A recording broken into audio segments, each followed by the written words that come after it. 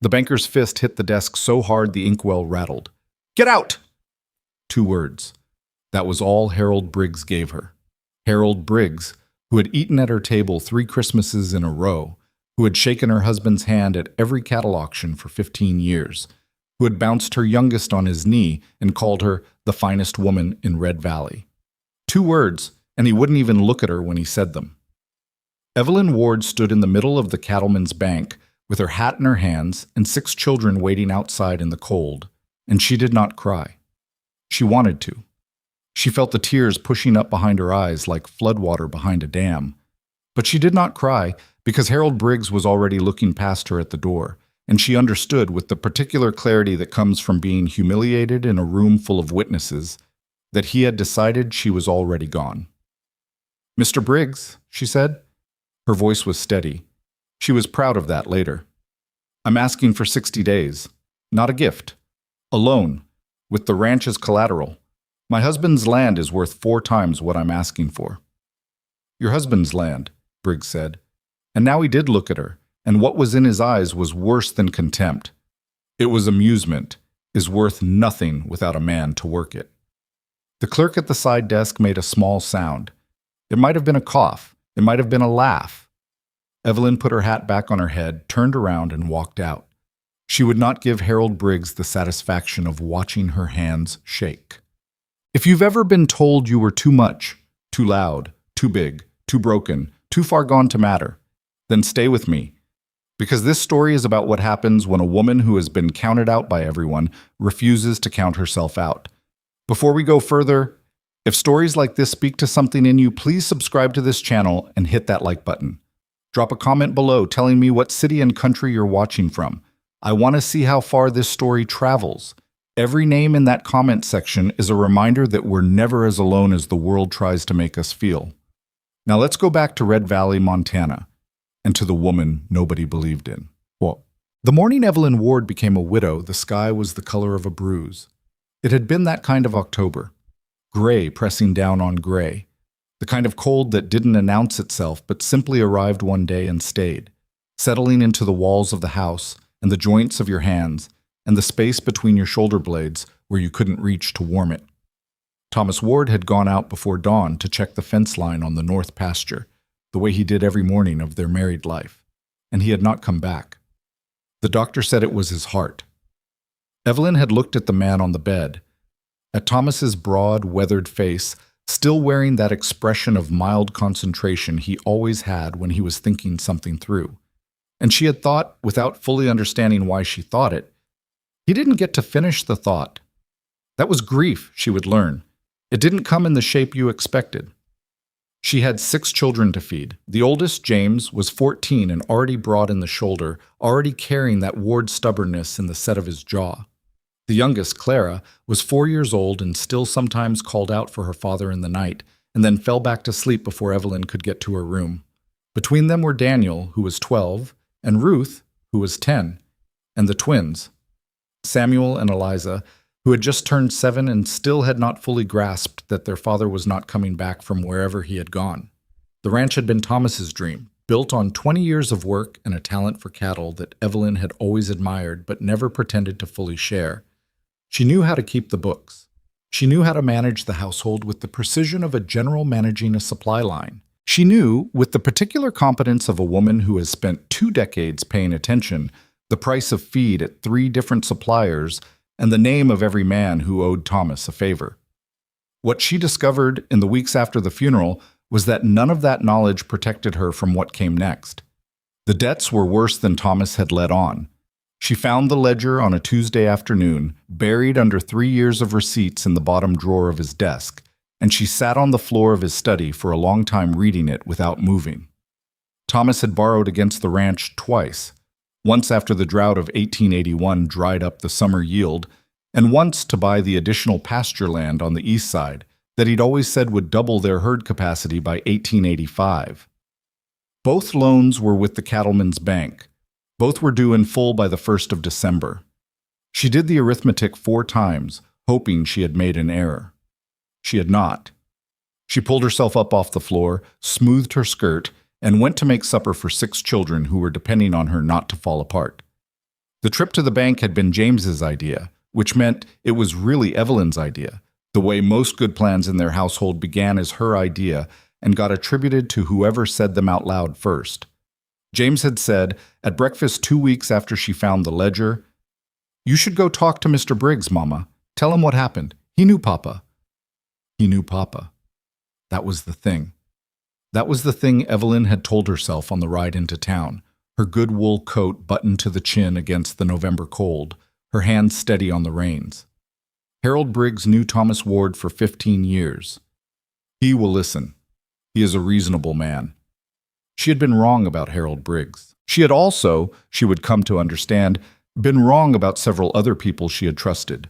Margaret Holloway was the wife of the largest landowner in the valley, a woman Evelyn had considered a close friend since the year they both arrived in Red Valley as young brides within a month of each other. They had helped each other through difficult winters, difficult pregnancies, difficult men. Evelyn had held Margaret's hand through a miscarriage that Margaret had never told her husband about. She went to Margaret after the bank. She went because she was running out of options and because she genuinely believed, that friendship meant something. Margaret answered the door herself, which was unusual. She looked at Evelyn standing on the porch, and something crossed her face that Evelyn did not want to name. "Evie," she said, "I need to talk to you." Margaret stepped back from the door but did not open it further. She did not invite Evelyn inside. She stood in the gap with one hand on the doorframe and said, "I heard about the bank." Small towns had their own kind of telegraph. Evelyn had known that for years. "Word travels fast," Evelyn said. "People talk." Margaret's voice had gone careful and flat. "Evie, I want you to know I feel terrible about this. I truly do. But George has already said, we can't get involved. The bank situation, the debts, if we're associated with that kind of—" She stopped, started again. "You understand." Evelyn looked at her friend. She looked at the woman who knew every difficult and private thing about her life for 2 decades, who had sat across from her at more kitchen tables than she could count, who had accepted her help when accepting help meant swallowing pride and asking for it. "I understand," Evelyn said. She understood very clearly. She went to 3 other families that week. The result was the same in each house. Varying degrees of politeness wrapped around the same core message, which was that Evelyn Ward had become a problem, and problems were contagious. What she heard, repeated in different variations by different voices, told her something she had already suspected but had not wanted to hold directly in her mind. They were not primarily afraid of her debt. They were afraid of what she looked like. She was a big woman, had been her whole life, built solidly, the way some women are built, tall and broad-shouldered, and she had never had the kind of figure that the women in Harper's Bazaar illustrations seemed to suggest was the only acceptable shape for a person to exist in. She had never thought much about it, truthfully, because Thomas had never thought much about it, and because she had always been too busy living to spend a great deal of time worrying about the geometry of her body. She thought about it now. She could hear it in the way Margaret had said a woman like her without quite saying it. She could hear it in the way Harold Briggs had looked at her, not at her face, not at her, but at the outline of her, as though the outline had already told him everything he needed to know, and the actual conversation was a formality he was tolerating. A woman like her. Too much, too large, too many children, too poor, too everything that made people uncomfortable, and not enough of anything they valued. On the 2nd of December, with the loan deadline passed and the bank's letter sitting on the kitchen table, Evelyn sat at that same table while her children slept and made a list of what she had. It was a habit she'd developed early in the marriage, in the lean years before Thomas's cattle business found its footing. When things were bad, she made lists, because lists meant she was still thinking, and thinking meant she hadn't given up. What she had: 2 trunks of household goods, a wagon, and a pair of horses, neither young, but both sound. $40 in cash, hidden in the lining of her winter coat for an emergency she had hoped would never come. 6 children, ranging from 7 to 14, all healthy, all stubborn, all carrying the Ward gene for refusing to lie down when things got hard.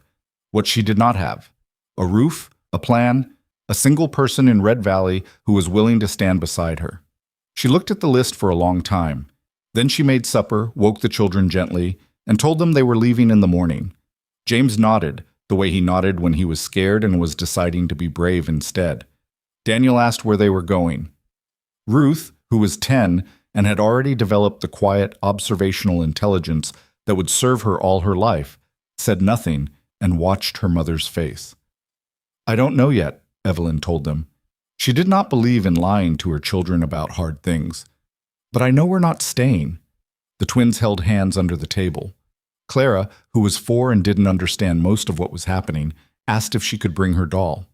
"Of course you can," Evelyn said. "We're bringing everything that matters."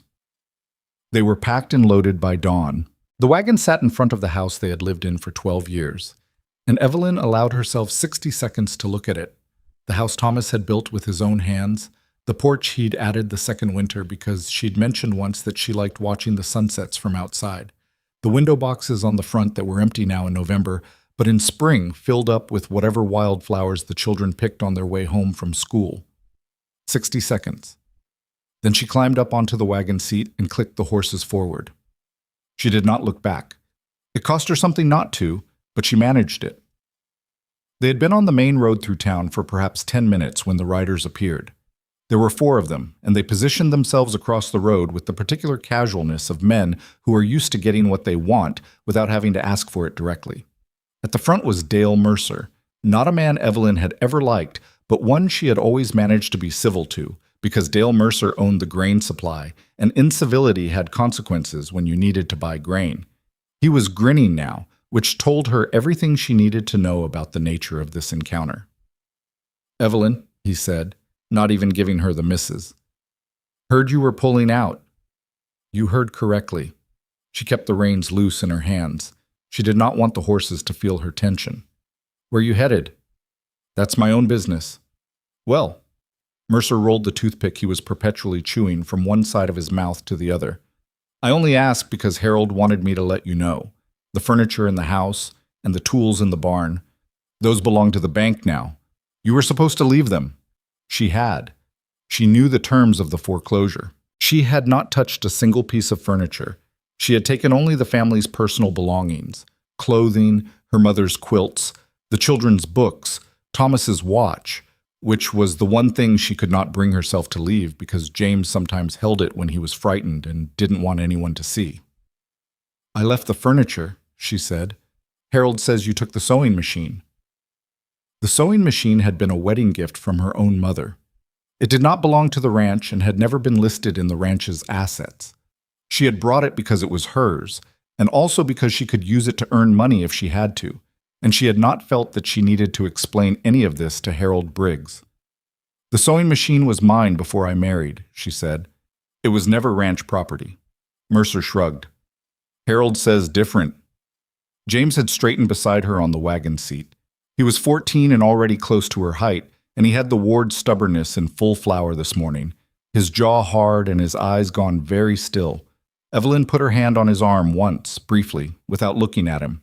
She felt him register it and go still. She looked at Dale Mercer. She thought about all the things she could say. She thought about the particular helplessness of being a woman alone on a road with 6 children and 2 horses and $40, facing 4 men who knew exactly how helpless she was and had arranged themselves across this road to make sure she understood it too. She reached under the seat and took out the folded document that she had put there that morning when she loaded the wagon, because she had packed the wagon the night before and she had thought about this conversation, or something like it, and she had prepared for it. "This," she said, holding it out so that Mercer could see it clearly without being able to take it, "is my mother's bill of sale for the sewing machine, dated 1864. My name is on it. The machine is mine." She folded it back up, put it away. "Tell Harold I said good morning." For a moment, nothing happened. Then Mercer's toothpick moved to the other side of his mouth. He looked at her with an expression that had shifted from amusement to something that was not quite respect, but was at least a cousin to it. He moved his horse off the road. The other 3 moved with him. Evelyn clicked her tongue, and the horses walked forward. She kept her back straight and her eyes ahead, and she did not let her hands shake until they were around the bend and out of sight, and by then the trembling had moved up from her hands to somewhere in the center of her chest where it stayed for a long time. Not quite grief, not quite fear, but something that lived between them.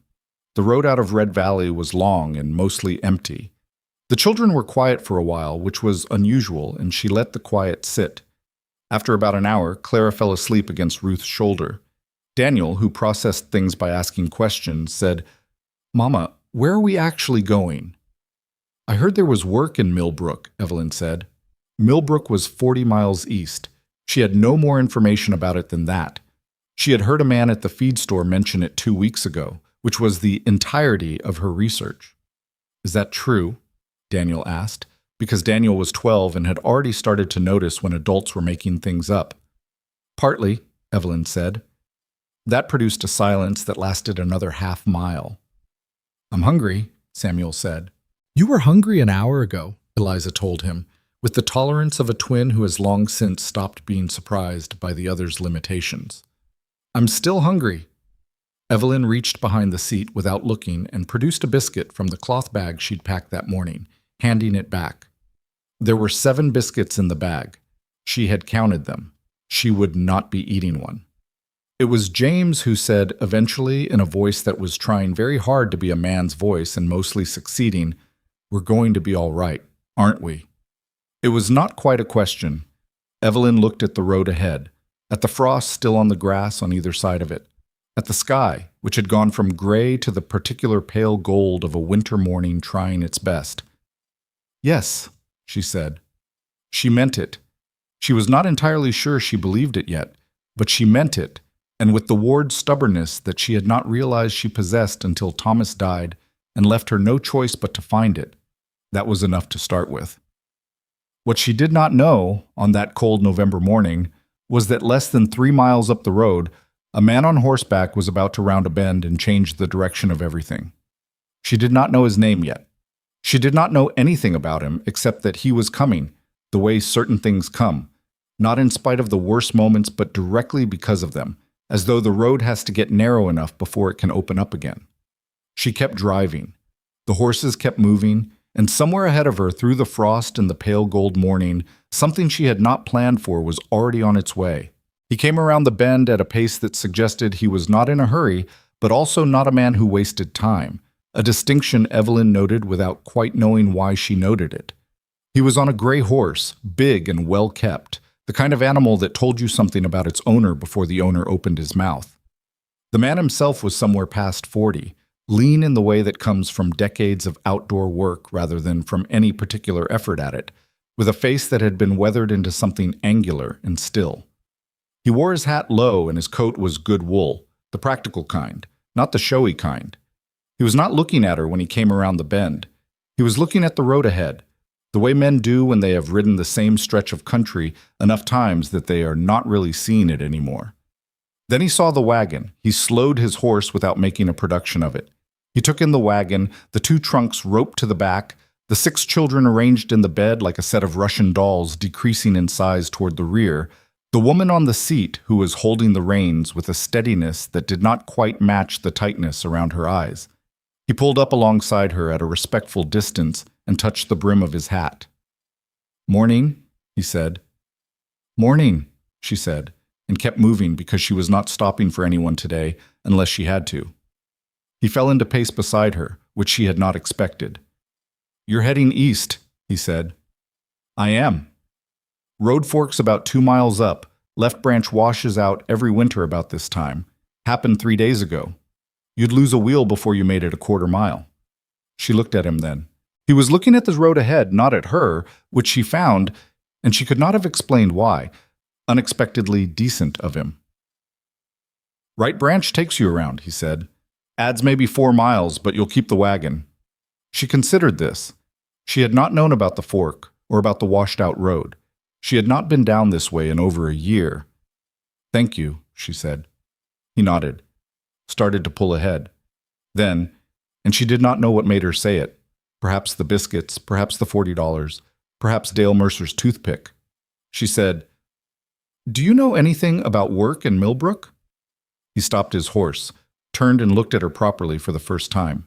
She waited to see what would be in his expression. pity or amusement, or that particular blankness that meant a man had already decided she wasn't worth the trouble of a real answer. She had seen all three in the past 3 weeks. What she saw instead was something that took her a moment to identify because she had not seen it in a while. He was thinking about the question. Actually thinking, the way people do when they intend to give you a real answer instead of a polite one. Not much, he said. Town's been slow since the mill closed last spring. You'd be competing for work with about 50 men who've been there longer. He paused. Where are you coming from? Red Valley. Something moved through his expression.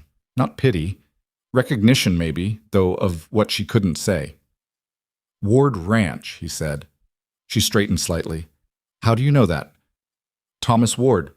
I bought cattle from him twice. Good stock. He paused again. I heard he passed. October. He looked at the road, looked at the children, looked at the 2 trunks. He did not say he was sorry, which she found, again, and she was surprised to find it, the right instinct. The words, I'm sorry, had started to feel like a door being closed, like a way of finishing a conversation that the other person wanted done. I have a ranch, he said, 12 miles north of here, Gideon Cross. He said his name the way some people state a fact, not proudly, just accurately. Evelyn Ward, she said. I know. He glanced at her, and there was something almost dry in it. Small territory. What kind of ranch?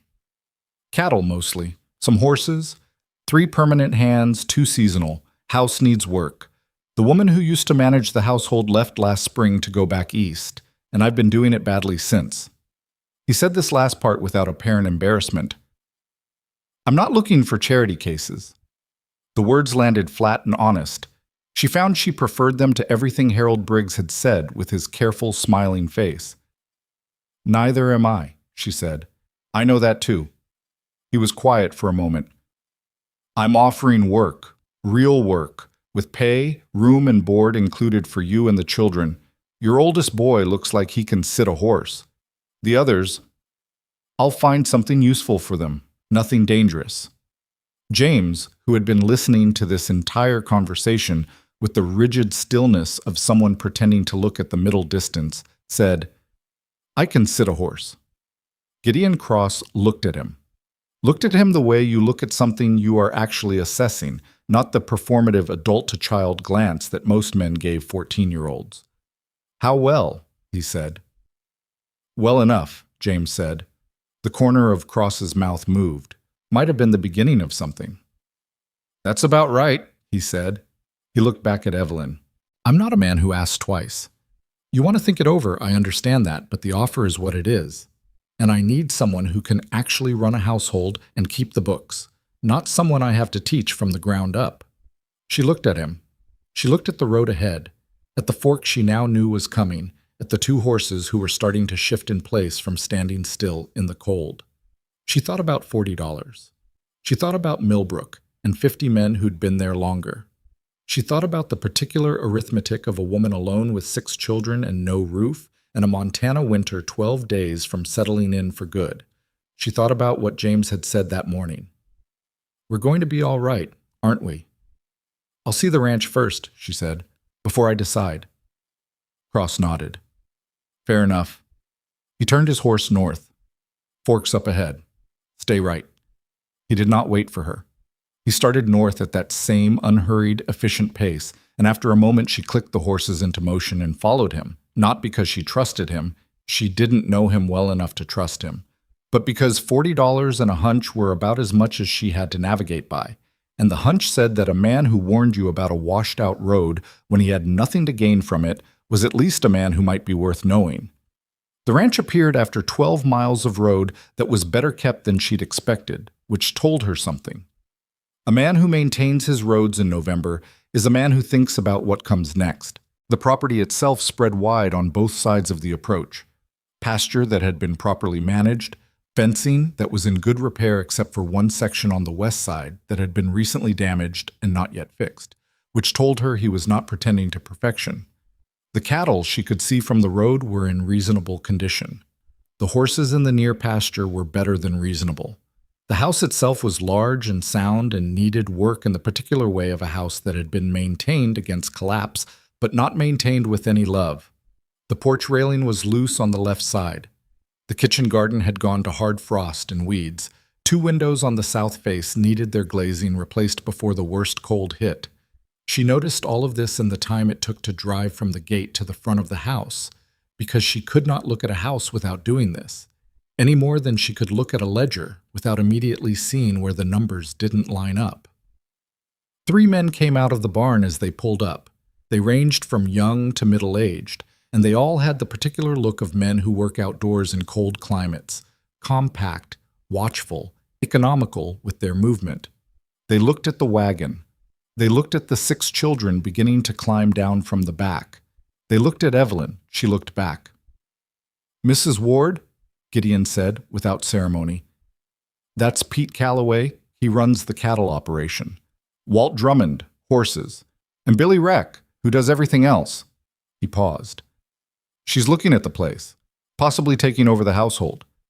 None of the 3 said anything overtly, but the young one, Billy Reck, and the middle-aged one, Pete Calloway, exchanged a glance she caught perfectly well. It was not a hostile glance.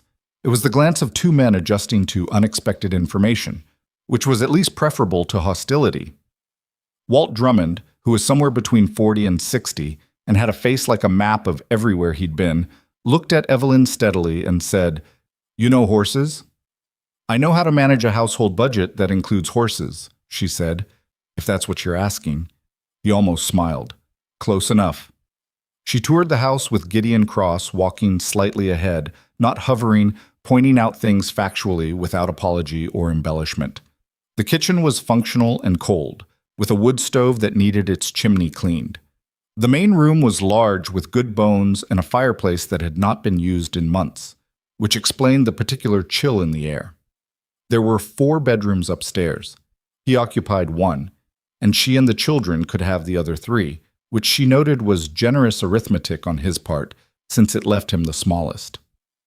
"It's not fancy," he said, when they had come back to the kitchen. "I'm not looking for fancy," she said. "I'm looking for sound."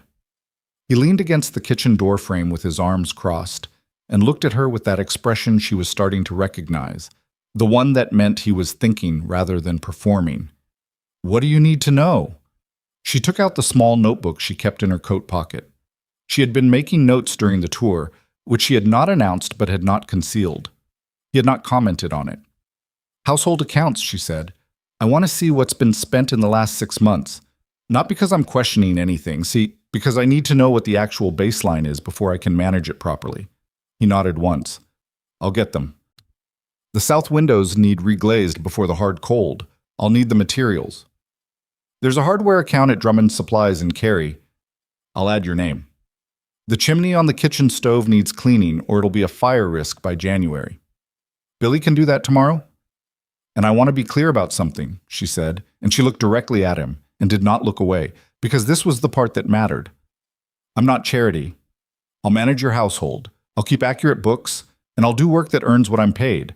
My older children will work alongside your hands and earn their keep. But I'm here as an employee, not a dependent. If that changes, if you decide at some point that you're doing me a favor rather than making a business arrangement, I want you to say so directly so I can make other plans." Gideon Cross looked at her for a long moment. "All right," he said. "All right, what?" "All right, I understand what you're saying, and I agree to it." He pushed off the doorframe. "I'll get the accounts." She watched him go. Behind her, from the direction of the front room, she could hear Clara asking Ruth what a chimney was, and Ruth explaining it with the patient accuracy of a 10-year-old who has recently decided that precision is important. She could hear Daniel and Samuel in some kind of low-voiced argument about which of the upstairs rooms they wanted.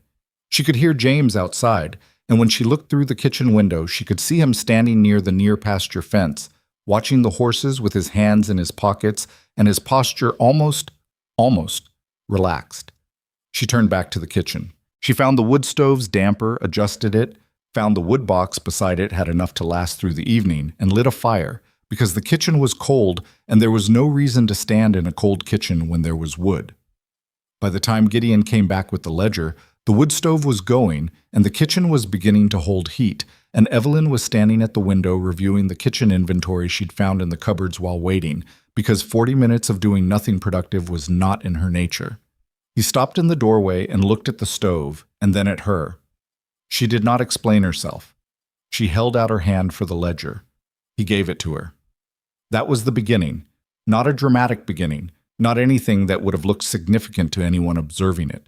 Just a woman taking a ledger and a man handing it over, and a wood stove beginning to put heat into a room that had been cold too long. But beginnings rarely announced themselves at the time. They only became clear later when you looked back and tried to identify the moment the ground had shifted under everything. The first week was the hardest, and not for the reasons Evelyn had anticipated. She had expected logistical difficulty. She had expected the adjustment of 6 children in an unfamiliar house, the particular friction of new routines and unknown spaces, and the small territorial negotiations that happen when people who don't know each other start sharing the same rooms and the same wood stove and the same table. She had expected to be tired. She had not expected the town. Cary was 4 miles from the Cross Ranch, a proper town with a main street and 2 churches and a dry goods store and a telegraph office, larger than Red Valley, and as she discovered on her first trip in for supplies, possessed of the same information network that all small western towns maintained with remarkable efficiency. By the time she pulled up to Drummond's Supplies on a Thursday morning, 10 days after arriving at the ranch, the woman behind the counter knew her name, knew she had 6 children, knew she had come from Red Valley, and knew she was living at the Cross Ranch. The woman's name was Ada Crane. She was perhaps 55, with the angular, self-contained look of a woman who has been running her own business for long enough that she has stopped worrying about what anyone thinks of it. She looked at Evelyn without the overlay of evaluation that Evelyn had started to recognize, the kind of look that was really a measurement. "You're the Ward woman," Ada said. "Evelyn Ward, yes. I heard you were out at Cross's place." She began pulling the items from Evelyn's list without being asked, which meant she had already decided this was a real transaction and not one to be waited out. "He's not an easy man to work for." "He's been direct," Evelyn said carefully. "That's a polite way of putting it." Ada set a bolt of glazing rope on the counter. "He fired 2 housekeepers in 4 years.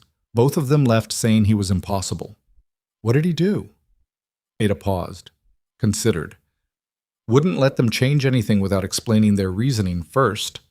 Wanted to know why they were doing what they were doing, not just that they were doing it. She looked at Evelyn. Most women found that insulting. Evelyn thought about the ledger, about being asked to show her reasoning. "I don't," she said. Ada looked at her for a moment, then she went back to filling the order. "No," she said, almost to herself.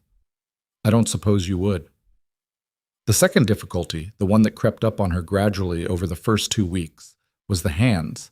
Pete Calloway was the one she had to work around carefully. Not because he was hostile, he wasn't, precisely, but because he was a man who had been doing things a particular way for a long time, and had developed the particular inflexibility of someone who has confused familiarity with correctness. He was, she discovered, ordering feed from a supplier in Cary at a markup of nearly 15% above what the same feed cost from a supplier 40 miles east. And when she mentioned this to him with the accounts open in front of them both, he said, "We've always used Harker's." "I understand that," she said. "I'm asking why." He looked at her with the look she was beginning to recognize, the look that meant a man was deciding how much of his authority was being questioned. "It's convenient." 40 miles is not convenient, she admitted. But at the current price difference, the annual saving would be enough to replace that west fence section and have money left over. She pushed the accounts toward him. "I'm not telling you to change suppliers. I'm showing you the numbers. What you do with them is your decision." She had learned very quickly to phrase things this way. What you do with them is your decision. It was not dishonest. The decision was, properly, Pete's domain, but it also removed the sting that would otherwise make him dig in. She had not been born knowing this. She had learned it in 15 years of managing a household in proximity to men who needed to feel that they were the ones deciding things, and she had long since made her peace with the gap between where decisions technically lived and where they actually originated. Pete took the accounts, studied them, said nothing. 3 days later, she saw him writing a letter to the Eastern supplier. She did not comment on it. Billy Reck, who was 22 and from somewhere in Kansas, and who had the slightly dazed look of a young man who had ended up in Montana without entirely planning to, was easier. He was also the one who, on the third day, knocked on the kitchen door after supper and said he'd cleaned the chimney, and when she thanked him, he said, "The boys at the old place used to say you hadn't really done a job until you showed it was done," which was the kind of thing people say when they want to be seen as competent and don't quite have the confidence to just be it. She thanked him again, more specifically this time, and watched him stand a little straighter on the way back to the bunkhouse. Walt Drummond remained quiet and watchful and spoke to her directly when he needed to and not otherwise, which she respected. Gideon Cross himself was the particular puzzle of the operation. He was not what she had expected, which was itself unexpected, because she had thought she knew what to expect. She had met enough ranchers.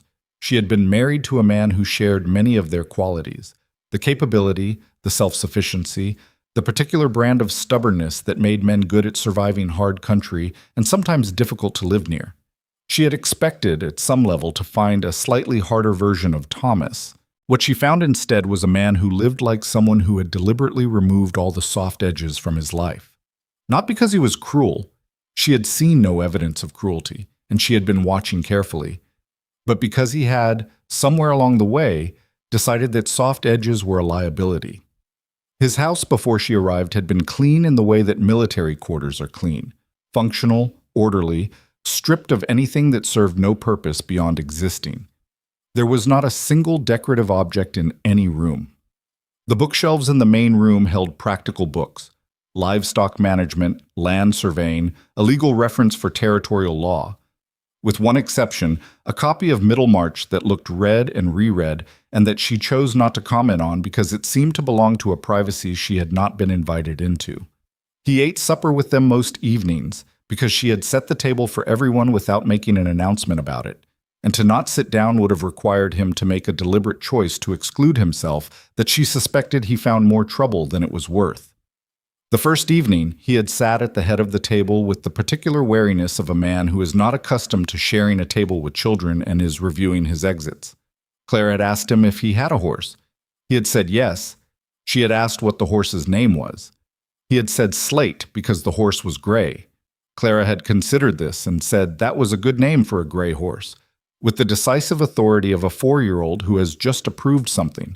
And something had moved through Gideon Cross's face that came and went so fast Evelyn almost missed it. He was not easy in any conventional sense.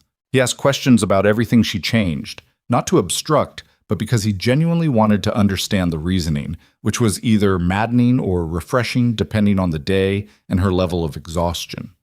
The first time she rearranged the kitchen, moving the dry goods to a different shelf system that put the most used items at accessible height rather than sorted by type, he came in and stood in front of the new arrangement for a moment and then said, "Why?" She explained it. Efficiency of daily use versus organizational neatness. He thought about it, nodded, walked out. The second time he asked why, when she adjusted the household account to add a weekly budget line for medical supplies, arguing that the current practice of buying them as needed was more expensive than maintaining a basic stock. He listened, asked 2 follow-up questions, and then said, "You're right."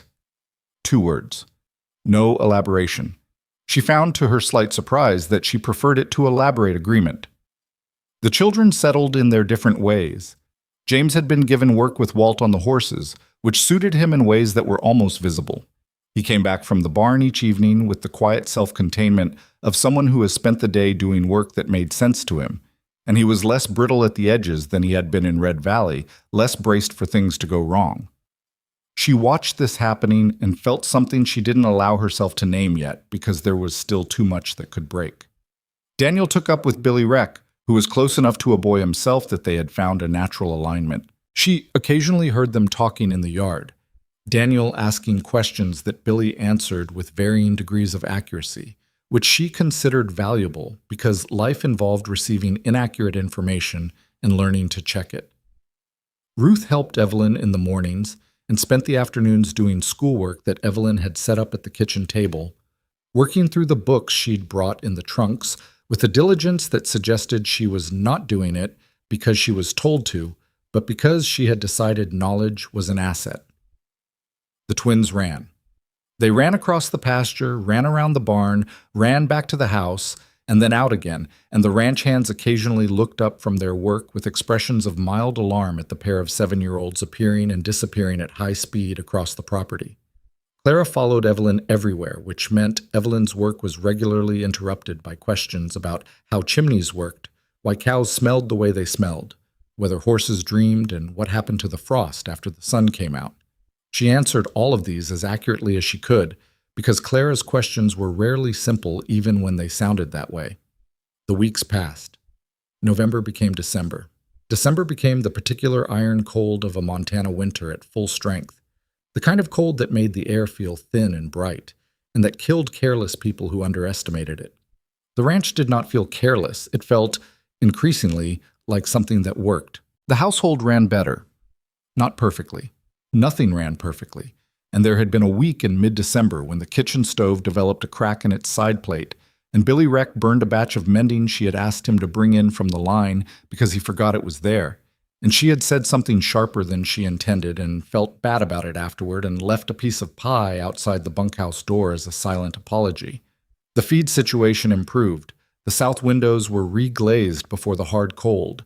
She found, going through the household accounts, a billing error that had been going on for over a year with the lamp oil supplier, and recovering it added $11.40 to the operating budget, which she told Gideon about, and he said, "Good eye," and went back to what he was doing. She was beginning to understand him in pieces. He had built this ranch alone over 20 years. She knew this not because he had told her, but because she had done arithmetic on what the land records showed about when the property was acquired, and cross-referenced it with conversations she'd had with Ada Crane, who was the most reliable source of accurate information in Cary. Not gossip. Ada was surprisingly uninterested in gossip, but fact delivered straight. What she had assembled was a picture of a man who had arrived in the territory at roughly 22 with nothing and had built something real over 2 decades by being, essentially, relentless. He'd had a partner once, early on, a man named Reeves, who had apparently decided the partnership was less interesting than a card game in Denver and had left his half of the operation to Gideon in exchange for enough cash to buy a train ticket. Gideon had bought out the debt that followed this at significant personal cost, and had not, as far as Ada knew, taken on a partner since. He had also, as near as Ada could tell, been alone for long enough that it had become the condition he associated with normalcy. "He's not unfriendly," Ada said, on Evelyn's 3rd or 4th trip to the supply store, which she was beginning to suspect Ada looked forward to. "He just doesn't need people the way most people need people. Or he thinks he doesn't." She set a tin of coffee on the counter. "Hard to know, with men like that, whether they've decided they don't need something or whether they've just forgotten what it felt like to have it."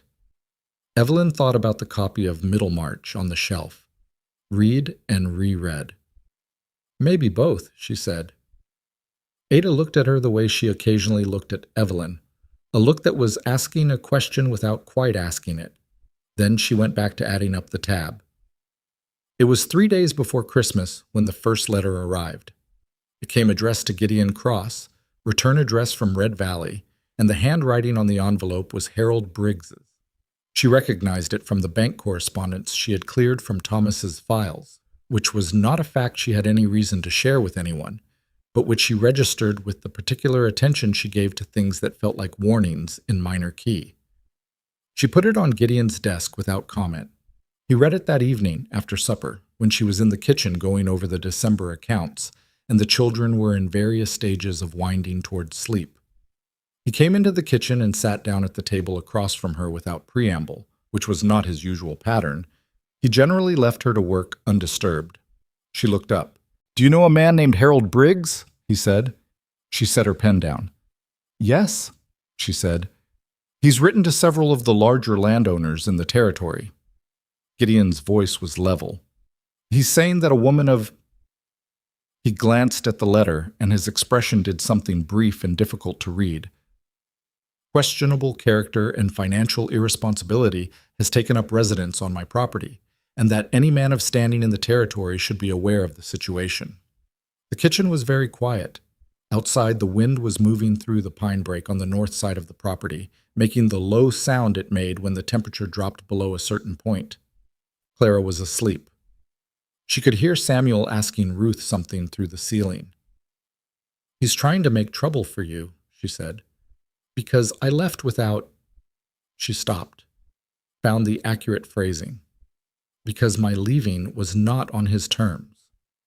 "He's also contacted the Territorial Commissioner's office," Gideon said. "He's filed a complaint suggesting that a single man housing a widow with 6 children is a situation that warrants investigation." She looked at him. He looked at her. "On what grounds?" she said, though she was fairly sure she knew. "Grounds of impropriety."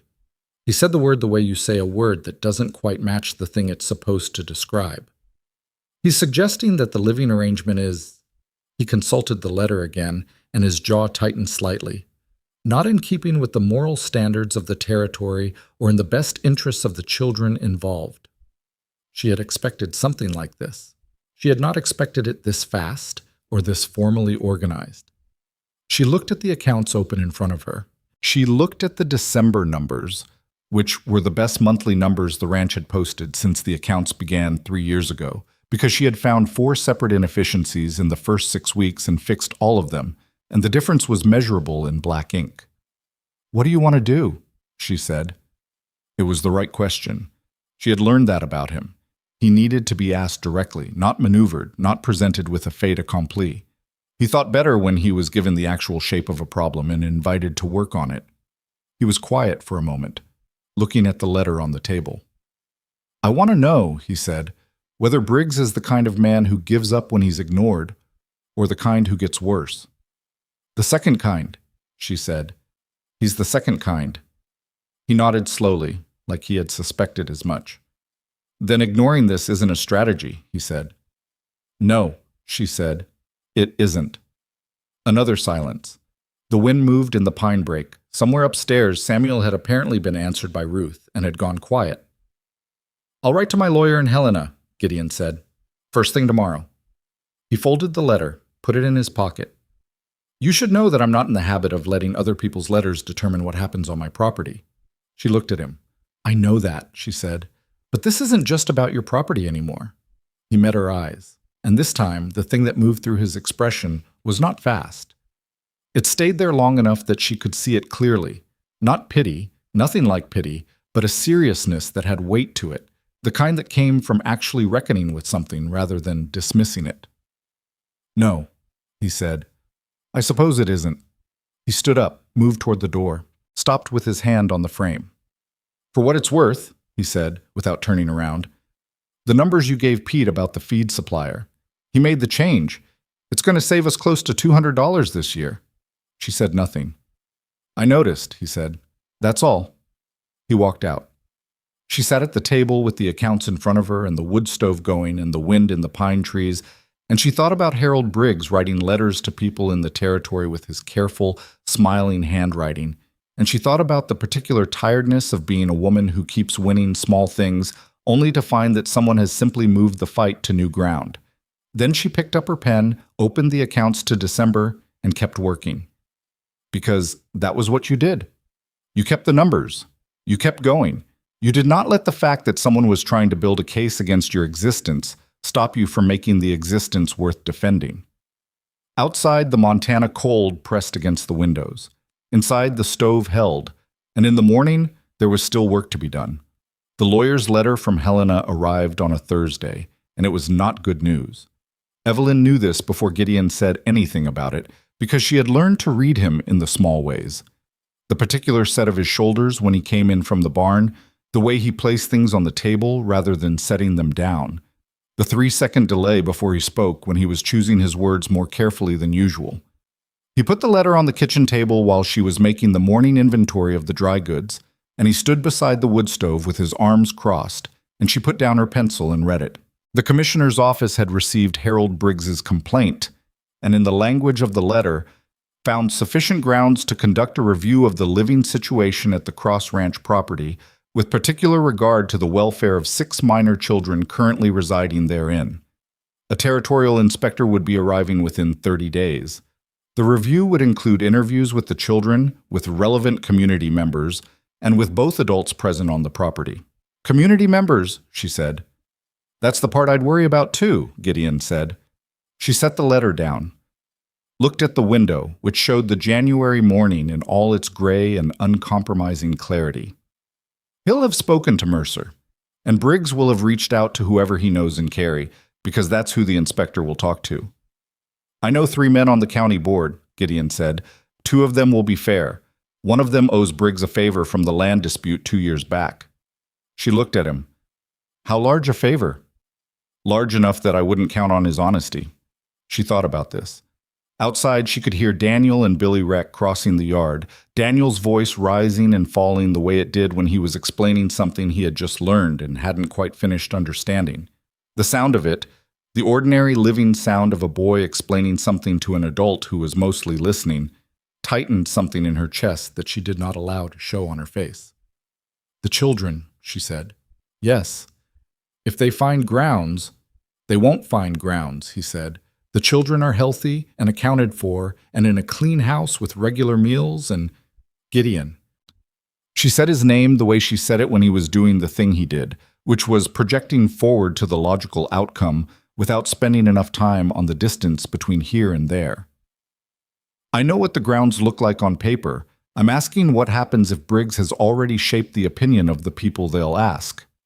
He was quiet. She watched him think. Connolly, he said finally. The judge? He's in Millbrook. I've known him 12 years. He's not on the county board, but he carries weight with the commissioner's office, and Briggs doesn't have a line to him. He uncrossed his arms. I can ride to Millbrook in a day. And ask him what exactly? Ask him what the legal exposure actually is, not what the letter implies, what the law actually says about this kind of complaint, and what it can and cannot compel. It was a good instinct, better than her first instinct, which had been to write a letter to every person in Cary who knew the state of the household and ask them to speak to the inspector. She had dismissed that instinct because it had the shape of panic, and she did not want to organize her defense around panic. Go to Millbrook, she said. I'll talk to Ada. He looked at her. Ada Crane? She's been in Cary 30 years. She knows which people the inspector will seek out and which ones will tell the truth and which ones can be, she found the word, reminded of relevant facts before he arrives. Something moved through Gideon's expression that was not quite humor, but was in the same family. I'll leave in the morning, he said. She nodded, picked up her pencil, went back to the inventory, because the inventory needed to be done, and standing in the kitchen feeling the shape of a threat did not make the threat smaller. He left at first light. She heard the hooves on the frozen ground even in her room at the back of the house, a sound that faded north toward the main road and then was gone. And she lay in the gray dark for 10 minutes thinking through everything she knew and everything she did not know. And then she got up and started the kitchen fire because the day did not wait on anyone's anxiety. Her conversation with Ada Crane happened that afternoon in the back room of the supply store where Ada kept her accounts. Ada listened to all of it without interruption. She was the kind of woman who let you finish, which was rarer than it should have been. And then she was quiet for a moment in the way she was quiet when she was sorting through information by a system of her own that was not entirely visible from the outside. Briggs has been busy, she said finally. What have you heard? The Holloways came through last week. Ada's voice was careful and accurate. Margaret Holloway specifically. She told Ruth Partridge at the dry goods that she was concerned about the situation at the Cross place, specifically about the children. The name landed like a stone. Margaret, who had stood in her own doorway last November and said, "We can't get involved." What did she say about the children? Evelyn said. That they were living in an irregular situation and that a woman in your circumstances might not be the most stable influence on young ones. Ada paused. Those are Margaret Holloway's words as reported through Ruth Partridge, which means they've been through at least 2 filters and are probably somewhat worse than what Margaret actually said. Or better, Evelyn said. Ada conceded this with a slight incline of her head. The inspector, when he comes, he'll likely talk to the Holloways because George Holloway is the kind of man whose opinion an inspector from the commissioner's office will weight heavily whether or not it's earned. He owns a lot of land. He knows the right people. Is there anyone in Cary who will speak without a vested interest? Ada looked at her steadily. I will, she said. Evelyn looked at her. I've kept books on half the ranches in this county for 30 years, Ada said. The Cross Ranch books I haven't seen, but I know what the operational numbers look like when a household is being managed properly and when it isn't. A ranch that's running clean in January with 6 additional mouths and a new manager is not a household in crisis. She folded her hands on the desk. I'll say what I've observed, which is that you've come in here 4 times in 8 weeks. You know what things cost. You buy what you need and not what you don't, and you don't have the look of a woman who is failing. It was the most Ada Crane had said to her in one stretch. It was also, Evelyn realized, the most direct statement of support she had received from anyone outside the ranch since October. Thank you, she said. Don't thank me, Ada said. I'm not doing it for you. I'm doing it because the truth is the truth, and I'm too old to pretend otherwise to a government inspector. She stood up. I'll also speak to the Reverend Michaels. He married 2 of the Cross Ranch hands in the last decade, and he has standing in this community that the Holloways can't touch. Evelyn nodded. She did not mention that she had been avoiding the Reverend's congregation since arriving in Cary, because organized religion had always made her feel, for reasons she could not fully articulate, like she was being measured against a standard she had never agreed to. She appreciated Ada's practical deployment of the Reverend as a community resource. She drove back to the ranch in the late afternoon with the cold coming down hard, and she was within a mile of the gate when she saw the riders. There were 3 of them on the road from the east, and they were not moving with the purposeful efficiency of men going somewhere specific. They were moving with the particular lazy confidence of men who know they have the numbers and aren't in a hurry to arrive. One of them she recognized from a distance by the set of his hat, Dale Mercer. She kept the wagon moving at the same pace. She did not speed up because speeding up said something she didn't want to say. She did not slow down because slowing down said something else she didn't want to say. Mercer pulled his horse around to face her direction when she was close enough to make conversation unavoidable. The other 2 spread slightly, a casual flanking that was not casual. Evelyn, he said. Mr. Mercer. He looked at the wagon, at the empty bed, since the children were at the ranch. Heard you were in Cary, he said. Buying supplies, yes. Long trip for supplies. I find it worth it, she said. He was quiet for a moment, rolling his toothpick. Cross isn't home, he said. He'll be back tomorrow. I know. He looked at her with the look he'd had that first morning on the road out of Red Valley. That calibrating look. The one trying to find the leverage point. Briggs is serious about this, Evelyn. I want you to understand that. He's not a man who files complaints and then moves on. I'm aware of that. He's also a man who knows how to make things difficult for people who don't cooperate. Mercer shifted in his saddle. There's an easier way through this. She waited. You go back to Red Valley, quietly. Briggs drops the complaint. The inspector doesn't come. The whole thing goes away. You find somewhere else to land. There's a boarding house in Miller Creek that I know of, and they take women with children. She looked at him. She looked at the horizon behind him, the particular flat Montana sky in January, pale and enormous and indifferent. And if I don't, she said. He met her eyes. Then Briggs makes it as hard as it can possibly be. She picked up the reins. Tell Harold, she said, that I've had hard before. She drove through them, not around them, through them, holding the horses to their pace so that Mercer had to move aside or be walked into. And she kept her back straight and her eyes on the gate of the Cross Ranch, and she did not look back until she was through the gate and the riders were on the other side of it. Her hand shook for about 30 seconds. Then they stopped. She went inside and made supper. Gideon came back from Millbrook the following evening, later than she'd expected, and he came back with 2 things: a detailed account of his conversation with Judge Connolly and a face that said the account was not simple. He sat down at the kitchen table after supper, when the children were upstairs and Pete Calloway had gone to the bunkhouse, and he put his hat on the table beside him and looked at her with that directness she had come to rely on because it never dressed things up into something they weren't. The good news, he said, is that Connolly says the complaint as filed has no legal weight on its own.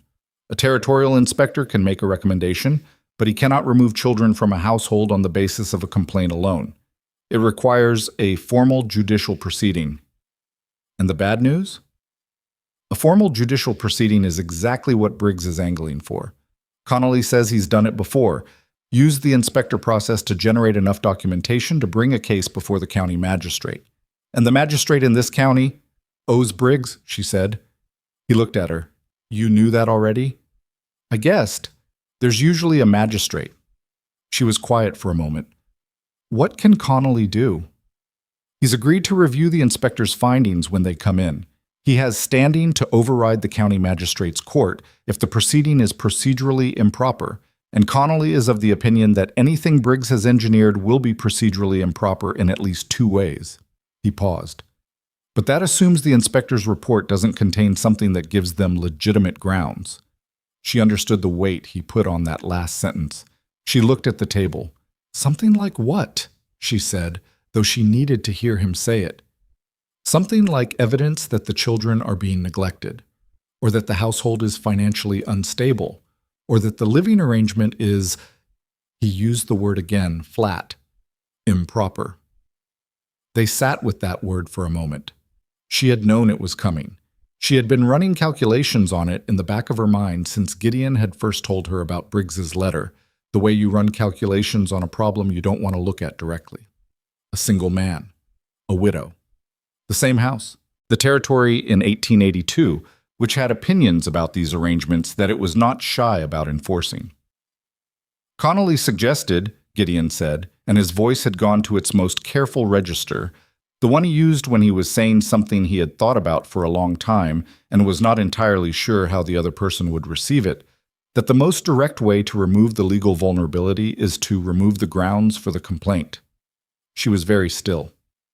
He said, Gideon continued, that a married couple living together on a ranch with children is not a situation the commissioner's office will interfere with. The complaint becomes meaningless.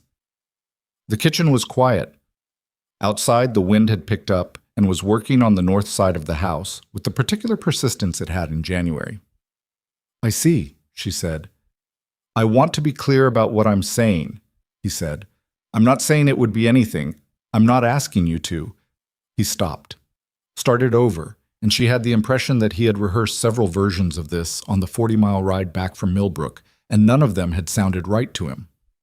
It would be a legal arrangement for the purpose of protecting you and the children from whatever Briggs is building.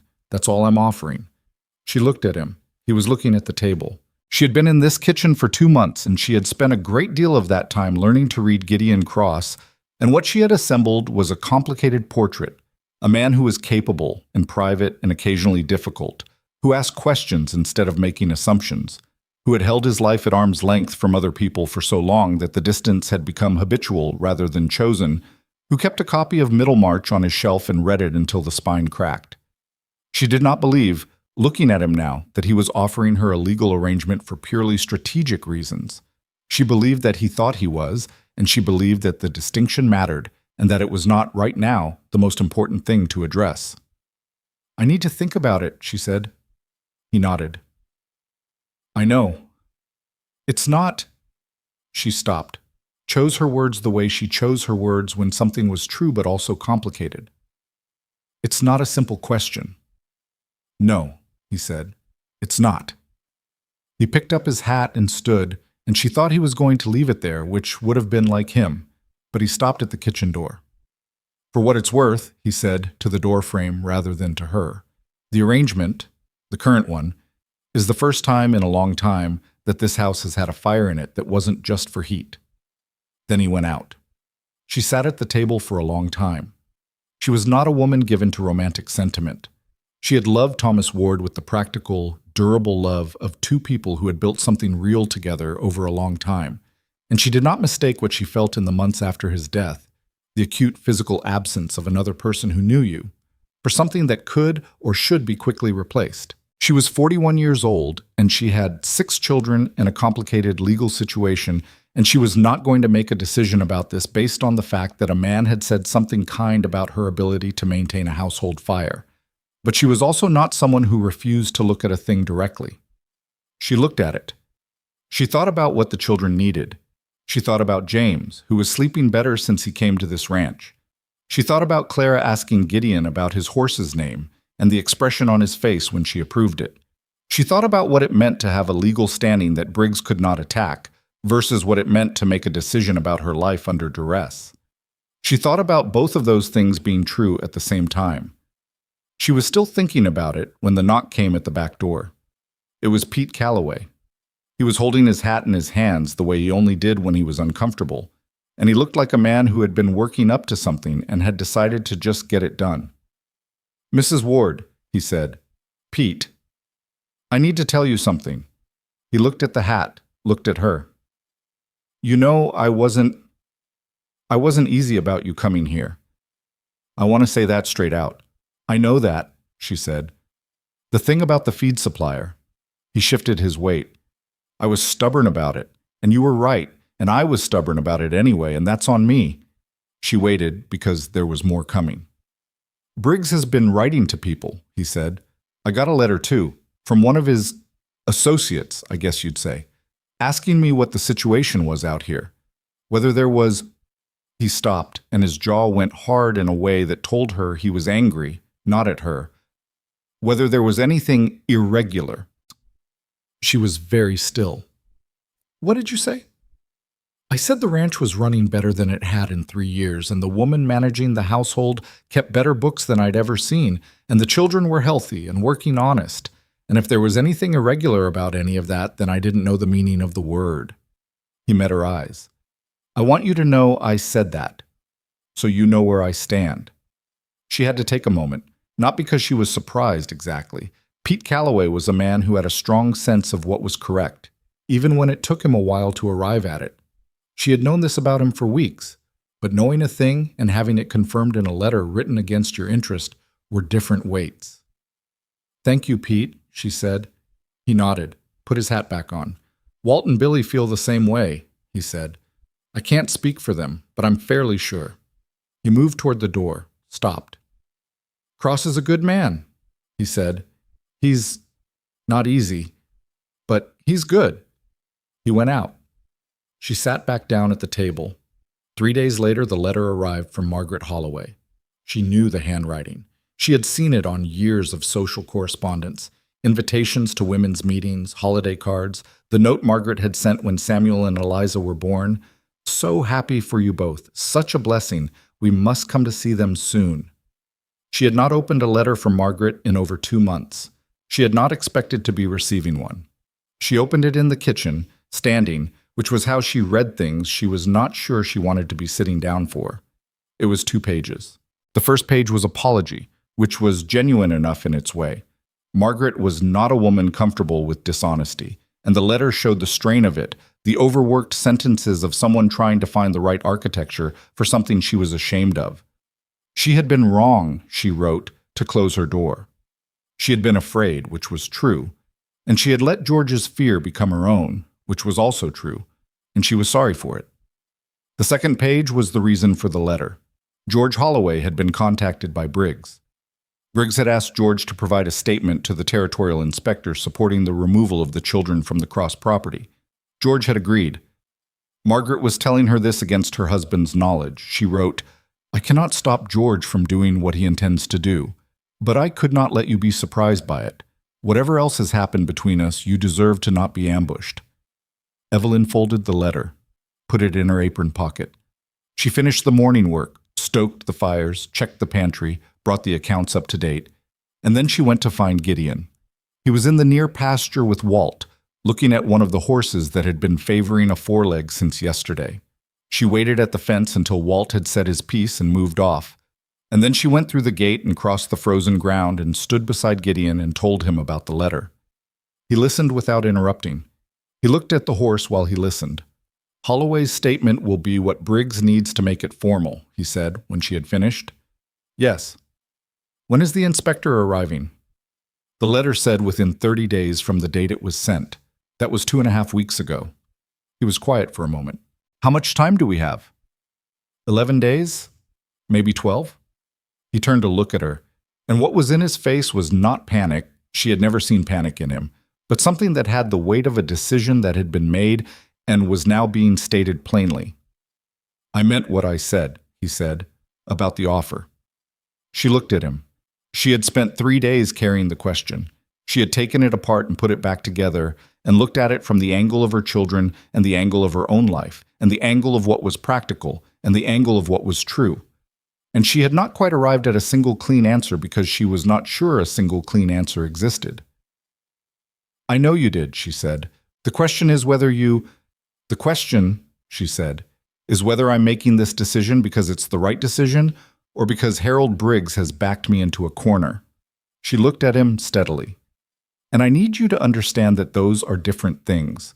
The first one I can live with. The second one I'm not sure about."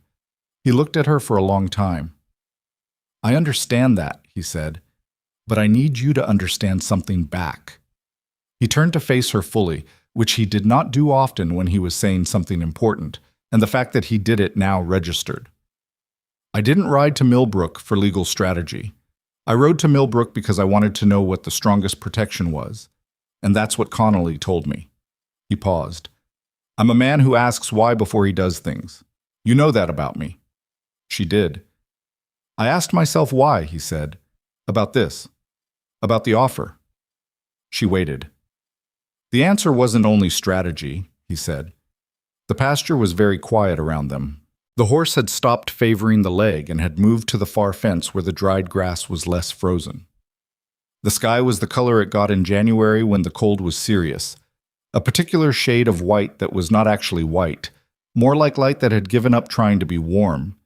She thought about what he had said the night he came back from Millbrook, standing in the kitchen door. The first time in a long time this house has had a fire in it that wasn't just for heat. "I need a few more days," she said. He nodded. No argument, no pressure, just a nod, the way he nodded when he understood something and was filing it correctly. They walked back to the house in the cold, not close, not distant, and she held the letter from Margaret in her apron pocket and thought about the shape of the things she was being asked to decide, and about the 11 days left before an inspector arrived, and about the difference between a decision made in freedom and a decision made in a corner, and about whether that difference could still matter when both roads led somewhere real. That evening, James came to find her after supper.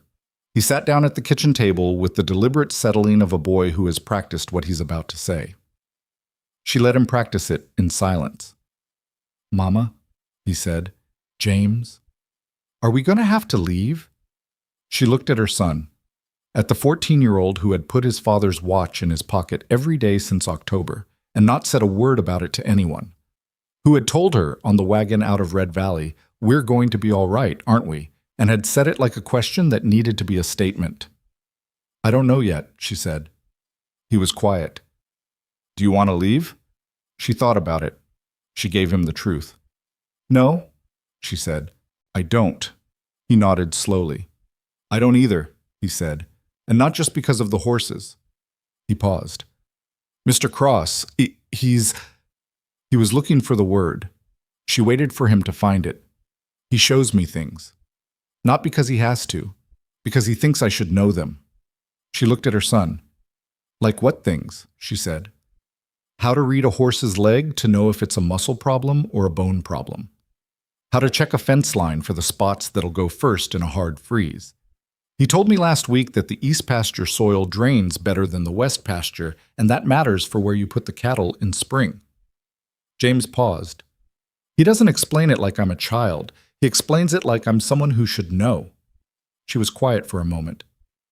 "He's a good teacher," she said. "Yes." James looked at his hands on the table.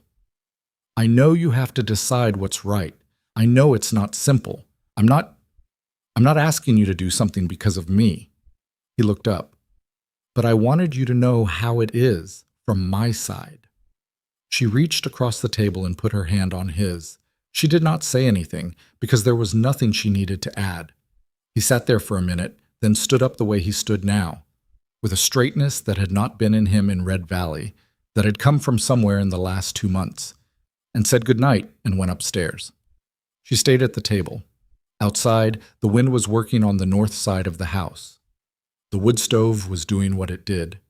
The ranch was doing what it did, in the dark and the cold and the January that pressed down on everything equally. She thought about Harold Briggs and his careful letters. She thought about George Holloway's statement. She thought about 11 days. She thought about what James had said. He explains it like I'm someone who should know. She thought about Gideon Cross in the near pasture, saying the answer wasn't only strategy, with the directness of a man who has made a practice of knowing why he does things and has arrived at an answer he is not going to dress up or back away from. She reached into her apron pocket and took out the letter from Margaret Holloway. She read the second page again. Whatever else has happened between us, you deserve to not be ambushed. She thought, yes, and the people who matter are the ones who believe that, even when it costs them something. She folded the letter and put it in the drawer where she kept the household accounts, because she was a woman who kept things she might need later. Then she went to find Gideon. He was in the main room, not reading, which was unusual.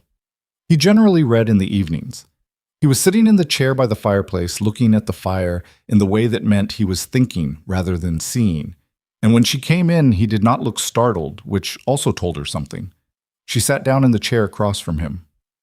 "I've thought about it," she said. He looked at her, said nothing. "I'm not doing it because of Briggs," she said. "I want to be clear about that, because I need to be clear about it for myself as much as for you.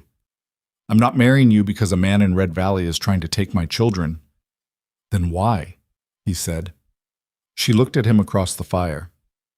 "Because you handed me a ledger," she said, "and because you didn't look at me on the road like you'd already decided, and because my son just told me you explain things to him like he's someone who should know."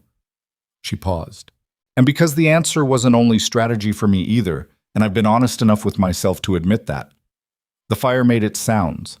Gideon Cross looked at her with an expression she had not seen on him before. Not the assessment look, not the thinking look, but something that was quieter and more unguarded than either, and that she thought might be what he looked like when he was not managing anything, including himself. "All right," he said. "All right," she said. They sat in the main room for a while, not saying anything else, and the fire held against the January dark, and outside the Montana cold did what it always did. Pressed in from every direction, patient and enormous and absolutely indifferent to the small, warm, complicated decisions being made inside. They were married on a Wednesday in the Cary County Clerk's office, with Ada Crane and Walt Drummond as witnesses, and 5 of the 6 children present, Clara having fallen asleep in the wagon on the way into town and been left in Billy Rex's reluctant care at the hitching post outside. It was not a ceremony in any conventional sense. Judge Hendricks, who served as county clerk on the days he wasn't serving as something else, read the required language from a document that was worn at the fold lines from years of being opened and closed, and Gideon Cross said the required words with the same quality of attention he gave to everything. Not perfunctory, but not performing either. And Evelyn said hers in a voice that was steady because she had decided it would be steady, and she had a long history of her voice doing what she decided. Ada had brought flowers, which no one had asked her to do and which surprised everyone, including, briefly, Ada herself, who presented them to Evelyn with an expression that suggested she was mildly embarrassed by her own sentiment and would prefer not to discuss it. James shook Gideon's hand afterward, which Gideon accepted without making a thing of it, and Daniel said, "Are we supposed to do something now?" And Ruth told him quietly that they were supposed to not say that, and the twins stood together holding hands the way they always did in situations they hadn't fully processed yet. They drove back to the ranch in 2 wagons. It was, in its way, exactly the wedding it needed to be, unadorned and functional and real, which Evelyn had decided was better than adorned and performative and hollow, and which Gideon seemed to agree with, though he did not say so in those words. What he said, on the drive back, when the children had sorted themselves into the second wagon, with Walt and the road ahead, was empty enough to talk. "You all right?" "Yes," she said. "You?" He thought about it, which was his habit, actually thinking about questions rather than answering them automatically. "Yes," he said. "I think I am." She looked at the road. That's about as much certainty as anyone should have on their wedding day. He made a sound that was, she was fairly sure, a laugh, small and brief and something he didn't seem to have much practice with, but a laugh. The inspector arrived 9 days later. His name was Theodore Marsh, and he was from the commissioner's office in Helena, and he was a compact, serious man of about 50 who arrived alone on a bay horse and who looked, when Evelyn opened the door to him, like someone who had spent a long career trying to make accurate assessments and had developed a professional distrust of first impressions as a consequence. He did not smile. He did not frown. He looked at the house, at Evelyn, at the main room behind her, and he said, "Mrs. Cross, I'm Theodore Marsh from the Commissioner's office. I believe you've been expecting me." "We have," she said. "Please come in."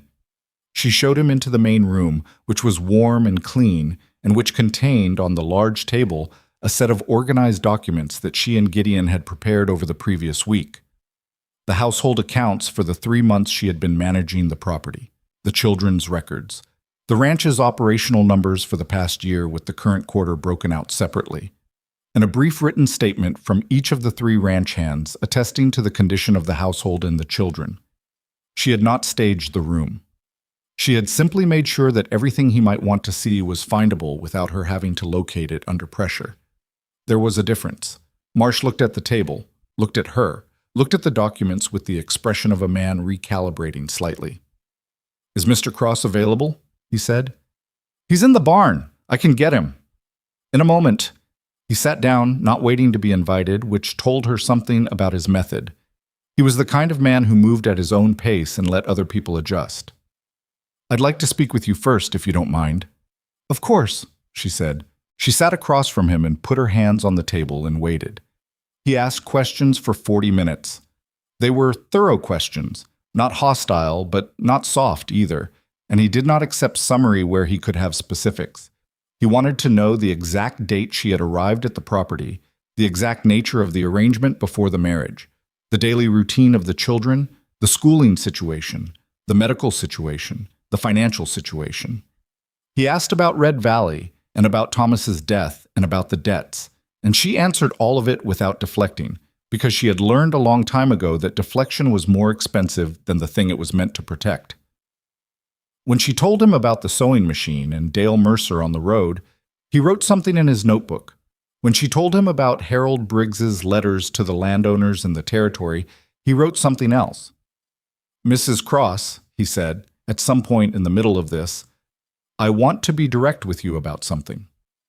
"Please," she said. The complaint, as filed with our office, characterizes this household as a situation of financial instability and moral irregularity, and it suggests that the children are in circumstances that do not serve their welfare. He looked at her steadily. "I have conducted 17 of these reviews in my career. I try to arrive at each one without a conclusion already formed."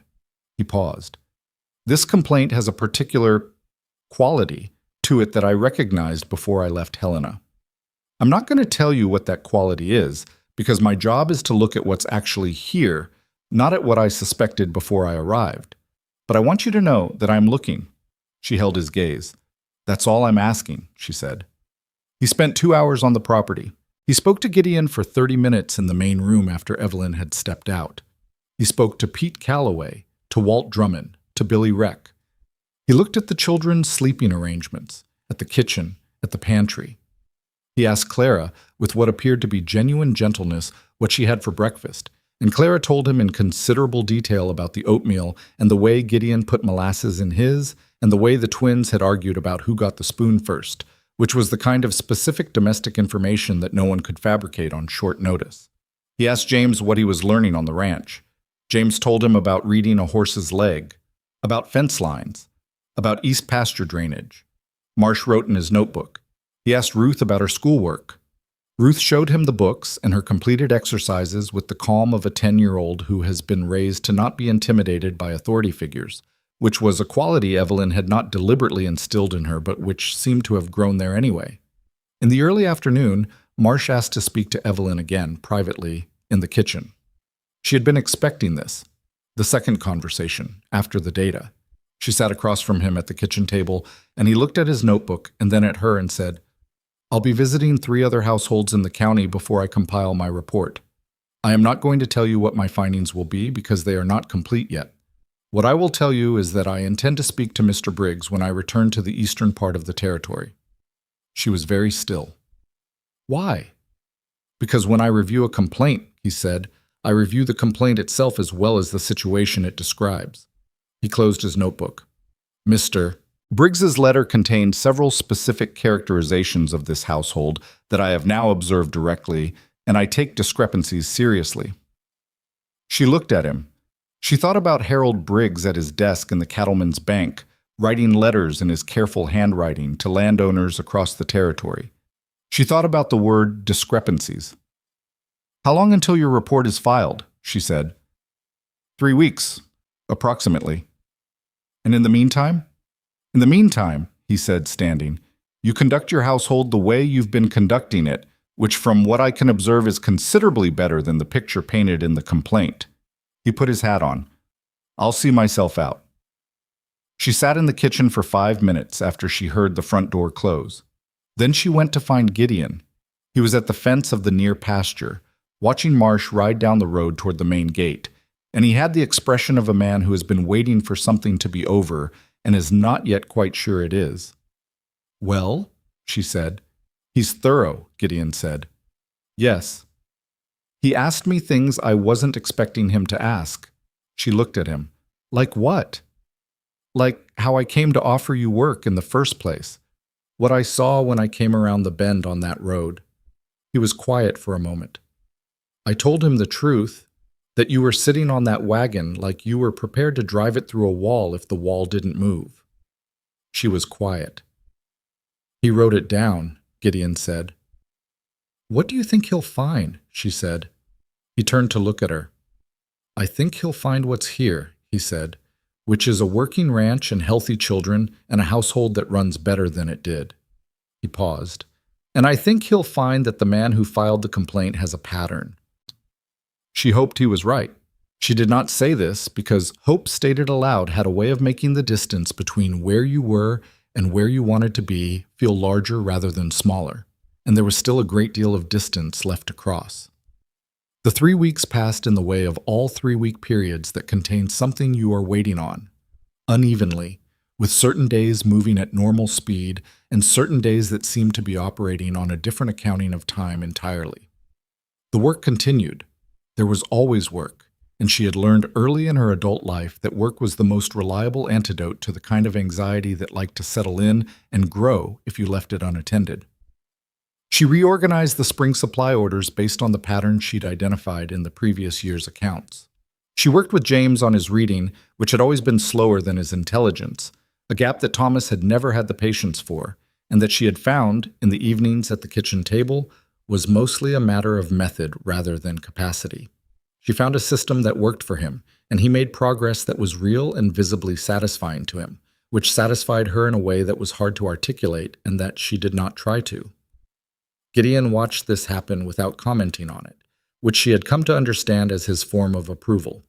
He did not praise things that were simply being done correctly, but he noticed them, and the noticing was its own thing. What changed in those 3 weeks was something she had not expected to change. It was not a single moment. It was an accumulation of ordinary things that kept adding up to something that was not ordinary.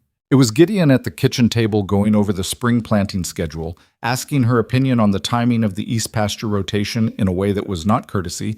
He actually wanted to know what she thought, because she had spent 3 months watching the soil and the drainage and had observations he didn't have. It was the evening Walt Drummond's horse threw a shoe 2 miles from the ranch in the dark and cold, and Gideon was gone before anyone had finished saying what had happened. Just gone, out the door, and on slate with a lantern, and back an hour later with Walt and both horses, saying nothing about it because it was simply the thing that needed doing. It was the Sunday morning when Clara had a croup cough that woke the house at 4 a.m, and Evelyn was up and in Clara's room before she was fully awake, and Gideon was in the doorway 5 minutes later with a kettle of steaming water and a towel, because he had apparently been awake anyway, or had heard the cough from his room at the other end of the hall, and he held the towel over Clara's head while the steam did its work and said nothing, just sat there in the pre-dawn dark, big and quiet and present. Clara fell back to sleep. Gideon carried the kettle back to the kitchen. Evelyn sat beside Clara's bed for a while afterward and thought about the shape of things. She had told him, in the main room on the night they decided, that the answer wasn't only strategy for her either. She had meant it. She had not fully understood what she meant by it until these 3 weeks of watching him be, simply and without performance, The kind of person she had not expected to find in the particular corner of the world she had ended up in. The report from Marsh arrived on a Thursday, 3 weeks and 2 days after his visit. It came addressed to the commissioner's office in Helena, with a copy forwarded to Judge Connolly in Millbrook, and Gideon's lawyer in Helena sent a summary by telegraph the same day it was filed.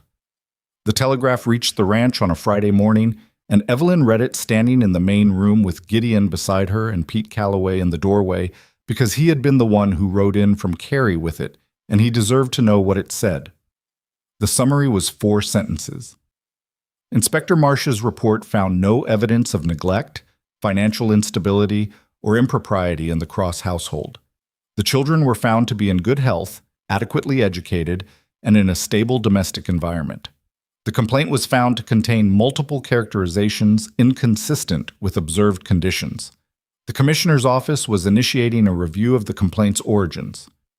Pete Calloway made a sound that was not quite a word. Evelyn read the 4 sentences twice. "The last sentence," she said. "I saw it," Gideon said. "A review of the complaint's origins." She looked at him. "That's Marsh going back to Briggs." "Yes." "What does that mean for Briggs?"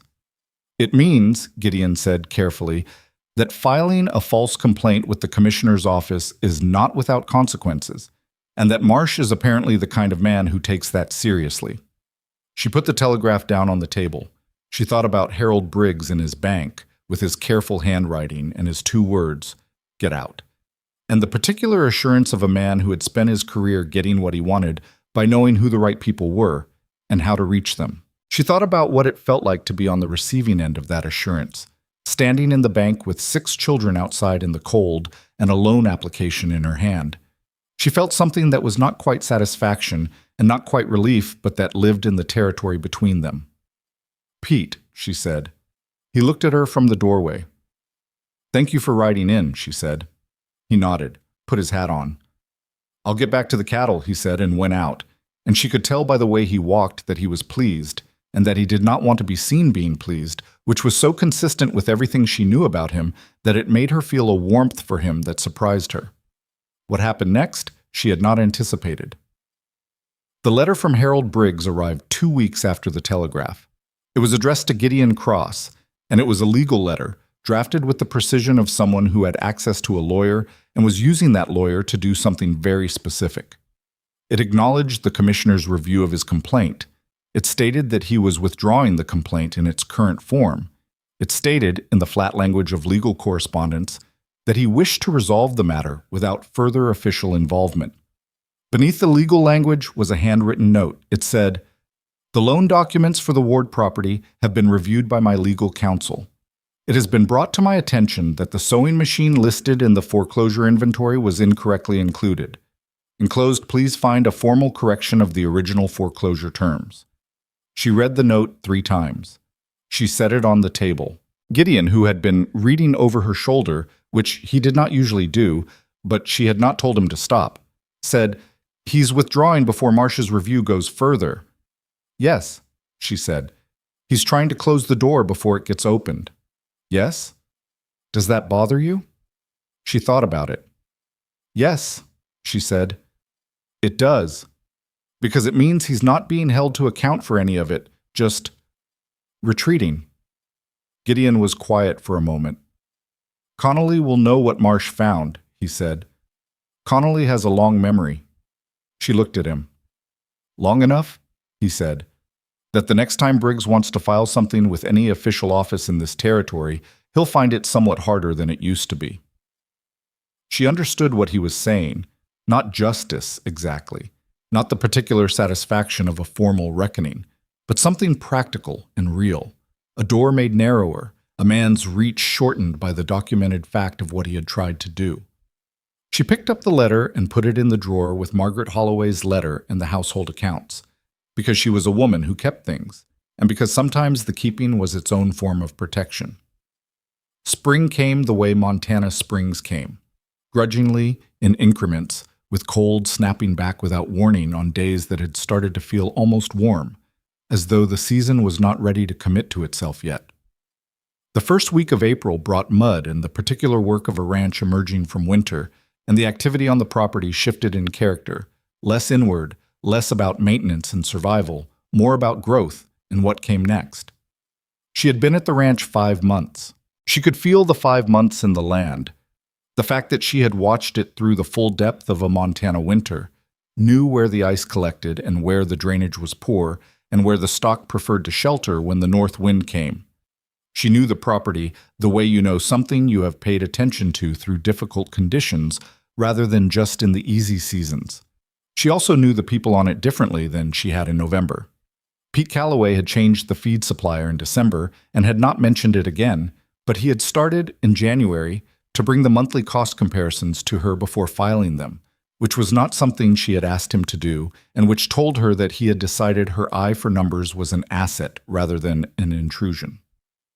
Walt Drummond said almost nothing more than he had ever said, but he had taken to stopping by the kitchen in the late afternoon on the days he and James worked the horses together, and reporting on what James had done and how he had done it, with the meticulous accuracy of a man who understood that a mother might want to know these things. Billy Reck had asked her, in February, whether she thought he should send money home to his mother in Kansas, which was such a personal question from someone she had known such a short time that it had surprised her, and which she had answered as directly as he'd asked, because it seemed wrong to retreat into vagueness when he had trusted her with something real. James was the one she watched the most carefully and the most covertly, because she was his mother, and watching him was something she had been doing his entire life, and she had learned to do it without appearing to. He had grown 3 inches since October, which was partly the Ward height asserting itself and partly something else. A physical expansion that came from a boy who was doing work that matched his capacity. He was up before dawn most mornings, not because anyone told him to be, but because the horses needed attending and he had decided that was his work. He and Gideon had developed a rapport that operated mostly in silence and that she had learned not to interpret as distance. It was simply how both of them functioned, in the particular quiet of shared work where words were only necessary when something needed saying. She had watched this develop over months with a feeling she kept to herself, because it was complex and she did not want to simplify it. Thomas had loved James in the uncomplicated way of a father who sees himself in his son and loves what he sees. Gideon loved James in a different way, or something that was becoming love. She was watching it grow, and she knew it for what it was, even if neither of them would have named it that yet. He loved the boy's capacity. He loved the stubbornness, which in a barn or on a fence line was not stubbornness but tenacity, and which Gideon recognized because he had built his entire life on the same quality. He was not trying to replace Thomas. He was not trying to be anything in particular. He was just present and consistent and paying attention, and sometimes that was the whole of what a person needed. She had thought about this, the relationship between presence and love in the long winter evenings. She had thought about how Thomas's love had been large and certain and had filled the room the way certain people fill rooms. You always knew where he was, always felt the weight of his attention. Gideon's was different. It was quieter and it crept up on you, and sometimes she did not realize it had been there until it was gone for a day and the absence was noticeable. She found this unsettling in a way that was not unpleasant. She did not examine it too closely, because the thing about examining things too closely was that you sometimes dissolved them in the process. What she examined instead was practical. She was managing a ranch. She was doing it well. The spring numbers showed this clearly, and she had shown them to Gideon with the same objectivity she showed everything. The operational improvement from November to April was measurable in 3 separate categories. He had looked at the numbers for a long time and then said, "This is good work." 2 words. But she had learned that with him, 2 words sometimes carried the weight of a paragraph. She was also, she realized in April, doing something she had not expected to do, which was to stop calculating exits. In the first weeks on the ranch, she had been doing this unconsciously, keeping a running assessment of what she would do if the arrangement collapsed, where they would go, what the $40 could cover, what the sewing machine was worth in current conditions. It was a survival habit, built over 3 months of everything going wrong, and it had been useful. But at some point in the winter, she had stopped doing it, and she was not sure when, and when she noticed the absence, she did not know whether to feel relieved or alarmed by her own lack of alarm. She was thinking about this on a Tuesday afternoon in early April when Gideon came into the kitchen and set a letter on the table. She recognized the handwriting. Margaret Holloway. She looked at it without picking it up. It was in the mail from Carrie, Gideon said. He did not ask if she wanted privacy. He also did not leave. He poured a cup of coffee from the pot on the stove and stood leaning against the counter with the patience of someone who is not waiting for anything specific, but is simply available. She picked up the letter. It was short. Margaret's handwriting, which she knew as well as her own, and which had changed subtly. A slight looseness in the letters, as though whoever was holding the pen was under some pressure. It said, George had received a letter from the commissioner's office. The letter informed him that his statement submitted in support of Harold Briggs's complaint was under review as part of an inquiry into the complaint's validity. George was, and here Margaret's phrasing became careful in the way it always became careful when she was describing her husband in a bad light, not pleased. The Holloways were reconsidering their plans to expand their land holdings to the east of Red Valley, plans which had apparently involved Briggs in some financial capacity that Margaret did not detail. The last paragraph said, I don't expect forgiveness, Evie. I know what I cost you by closing that door. I just wanted you to know that not everything is landing the way Harold planned. Evelyn put the letter down. She thought about Margaret Holloway. She thought about two young women arriving in Red Valley in the same month as new brides, sitting across kitchen tables from each other for 2 decades. She thought about what it cost Margaret to write this letter, with George in the next room not knowing it was being written. She thought about how people were not simple. How the woman who had stood in her own doorway and said, we can't get involved, was the same woman who had written to warn her about George's statement and who was writing now to say that the walls Harold Briggs had built were developing cracks. People were not simple, and the ones who failed you were rarely only that. Anything important? Gideon said. She looked at him across the kitchen. Briggs's plan is falling apart, she said. At the edges. He nodded slowly, said nothing. The Holloways are connected to it more than I knew, she said. They're losing something too. Good, he said, with the flat directness he had for things he had thought about, and arrived at cleanly. She looked at the letter. It doesn't feel entirely good, she said. He waited. Margaret wrote to warn me about George's statement, she said. She didn't have to do that. And now she's writing again. She was quiet. She's not a bad person. She's a person who let fear make a bad decision and is living with the consequences of it. Gideon was quiet for a moment. Are you going to write back to her? She thought about it. I don't know yet, she said. Maybe. When I know what I want to say. He nodded. Put his coffee cup in the basin. He was heading for the door when she said, without planning to say it, Gideon? He stopped. She looked at him. At the man she had married in the county clerk's office on a Wednesday with Ada Crane's flowers and Clara asleep in the wagon. At the man who had warned her about a washed-out road when he had nothing to gain from it. At the man who had sat in Clara's room in the pre-dawn dark, holding a towel over a steam kettle without being asked. Do you regret it? She said. He turned around fully. He looked at her with that unguarded thing she had seen the night in the main room, the expression that wasn't managing anything. No, he said. I don't. It's been complicated, she said. For you. The inspector, the Briggs situation, having 6 children in a house that was built for one person. Houses aren't built for one person, he said. People tell themselves that when they're living alone long enough. It's not accurate. She looked at him. Besides, he said, and there was that near laugh again, brief and unpracticed, the numbers are better. She shook her head. She felt something moving through her that was warm and unguarded, and that she did not try to contain. Go do your work, she said. Yes, he said. Same to you. He went out. She picked up the April accounts because the April accounts needed doing, and the work was always real, and real was always the starting point for everything else. Outside, across the yard, she could hear James's voice, lower than it had been in October, not quite a man's voice, but getting there, explaining something to one of the twins who had apparently followed him to the barn. She could not make out the words. She could hear the patience in them. She opened the accounts to the April page. The numbers were good. She ran the column once, checked her arithmetic, ran it again. She made a note at the bottom of the page. East pasture rotation scheduled for first week of May. Review spring cattle numbers with Pete before end of month. She paused, added below that, in her precise handwriting, West fence fully repaired, children healthy, all accounts current. She looked at what she had written, then she turned to the next page and kept going.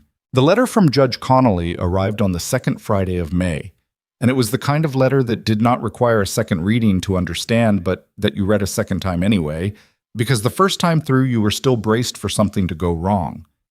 Connolly's handwriting was precise and slightly old-fashioned, the kind of handwriting that came from a generation that had been taught penmanship as a moral discipline rather than a practical one. The letter said that the Commissioner's office had completed its review of Harold Briggs's original complaint and the circumstances surrounding it. It said that the complaint had been found to contain deliberate misrepresentations of the conditions at the Cross Ranch property. It said that Briggs had been formally censured by the Commissioner's office and that the censure had been entered into the territorial record. It said that the county magistrate who had been expected to preside over any formal proceeding had recused himself from all cases involving parties connected to Harold Briggs, pending a separate review of 3 prior cases in which his rulings had been questioned. The last paragraph said, "I am writing to inform you of these developments not because any action is required on your part, but because you were the subject of a complaint that was made in bad faith, and you are entitled to know the outcome. The territory takes such matters seriously. I hope you will find the resolution satisfactory." Evelyn read it at the kitchen table with her morning coffee going cold beside her. She read it twice. Then she folded it carefully and set it beside the coffee cup and sat for a moment in the May morning, which was coming through the south window in the particular golden cool of a Montana spring day before the heat arrived, and she let herself feel the full weight of what she was holding. Not triumph. She had learned over the winter to be suspicious of triumph. It was a feeling that assumed you had arrived somewhere, and she had learned the hard way that arrival was mostly an illusion people used to rest before the next part started. What she felt was something steadier than triumph, something that had more to do with ground than height, the feeling of standing on something solid that you had tested and found real. She had spent 7 months being told, in various ways and by various people, that she did not have the standing to be where she was, that her size or her poverty or her widowhood or the number of her children put her outside the category of people who deserved what they had. Harold Briggs had believed this with such certainty that he had committed it to official paper and sent it to the Commissioner's office in Helena. And the Commissioner's office in Helena had looked at what Briggs had sent them and then had looked at what was actually at the Cross Ranch and had found that these two things did not match and had said so in the territorial record. The territorial record. She thought about that phrase, about what it meant for something to be entered into the territorial record, that it existed beyond the opinions of any one man, beyond the social agreements of any one town, in the permanent and impartial memory of the institution itself. Harold Briggs had tried to use that institution against her. Instead, it had looked at both of them and decided which one was telling the truth. She picked up her coffee. It was cold, but she drank it anyway, because there was work to be done and the morning was not waiting. She was at the kitchen table when Gideon came in from the barn. He had been up before her, as he usually was. She could tell by the state of the wood stove when she came downstairs that he had already fed it once. He came in with the smell of the barn on him and the morning cold still in his coat, and he looked at the letter on the table and then at her face and apparently read both correctly because what he said was, "Connolly's letter." Yes. He poured his own coffee, which was also cold by now, and apparently also did not care, because he drank it the same way she had. He read the letter standing at the counter, read it again. "Censured," he said. "Entered into the territorial record," she said. He set the letter down. He was quiet for a long moment, looking at it with the expression he had when he was locating the accurate thing to feel rather than the easy thing. "Is it enough?" he said. She thought about this honestly, because Gideon had earned her honesty and she had learned to give it to him straight, rather than wrapped in whatever was easier to say. "For me," she said, "yes, for the principle of it." She stopped. "I don't know. Briggs didn't go to jail. He withdrew before Marsh's review got far enough to formally charge him with anything. He lost some standing in the territory, but a man like Briggs rebuilds standing. He has the money and connections and the patience to wait out a bad season. He has a territorial censure in his record," Gideon said. Yes, which matters for the next time he tries to do something like this to someone who can't defend themselves the way I could. Gideon looked at her. You're thinking about the woman who can't, he said. Not a question. I'm thinking about what Briggs does when the next widow shows up at his bank, she said. Whether the censure changes his calculation. Probably not, Gideon said. Probably not, she agreed, but possibly, and possibly is more than nothing. He looked at the letter one more time. Then he picked up his hat from the peg by the door. Pete wants to talk about the spring rotation this morning, he said. East pasture numbers are up. He's thinking we can move the north herd earlier than planned. I'll look at the numbers after breakfast, she said. Tell him to bring the count records. He nodded, opened the door. The May morning came in briefly. That golden cool that was already warming at the edges. And then the door closed and he was gone across the yard to the barn, where she could hear, distantly, James's voice and Walt Drummond's answering it in the specific rhythm of their morning work. She sat at the table a moment longer. Then she got up and started breakfast. Because 6 children needed feeding and the East pasture numbers needed reviewing, and the May accounts were due at the end of the week, and the territory's record of Harold Briggs's censure, while satisfying, did not do any of those things on her behalf.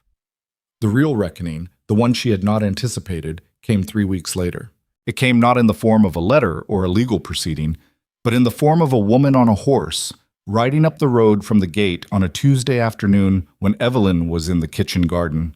Properly a kitchen garden now, not the hard frost weeds she had inherited in November, working the soil around the first plantings and thinking about nothing in particular, which was a state she had rarely achieved in the previous 8 months, and which she was trying to learn to value. She saw the horse first, then the woman on it, riding with the upright posture of someone who has spent years on horseback but is not relaxed on this particular ride, then the face, and she had known before the face was close enough to read, because the posture told her. Margaret Holloway. She straightened, set down her trowel, waited. Margaret pulled up at the edge of the garden and dismounted without being invited, which was the old Margaret, the one who had walked into Evelyn's kitchen in Red Valley 100 times without knocking because the question of invitation had ceased to apply between them long ago. She tied her horse to the post by the garden fence. She was wearing her good wool coat, which meant this was not a casual call. And her face was doing something complicated that Evelyn recognized as the expression Margaret wore when she had decided to do a hard thing and had gotten all the way to the doing of it before allowing herself to feel how hard it was. Evie, she said. Margaret. They looked at each other across the kitchen garden. I won't ask to come in, Margaret said. I don't know that I've earned that. You're standing in my garden in May, Evelyn said. Come in if you want to come in. Something in Margaret's face shifted, a release of something that had been held tight. She came through the garden gate.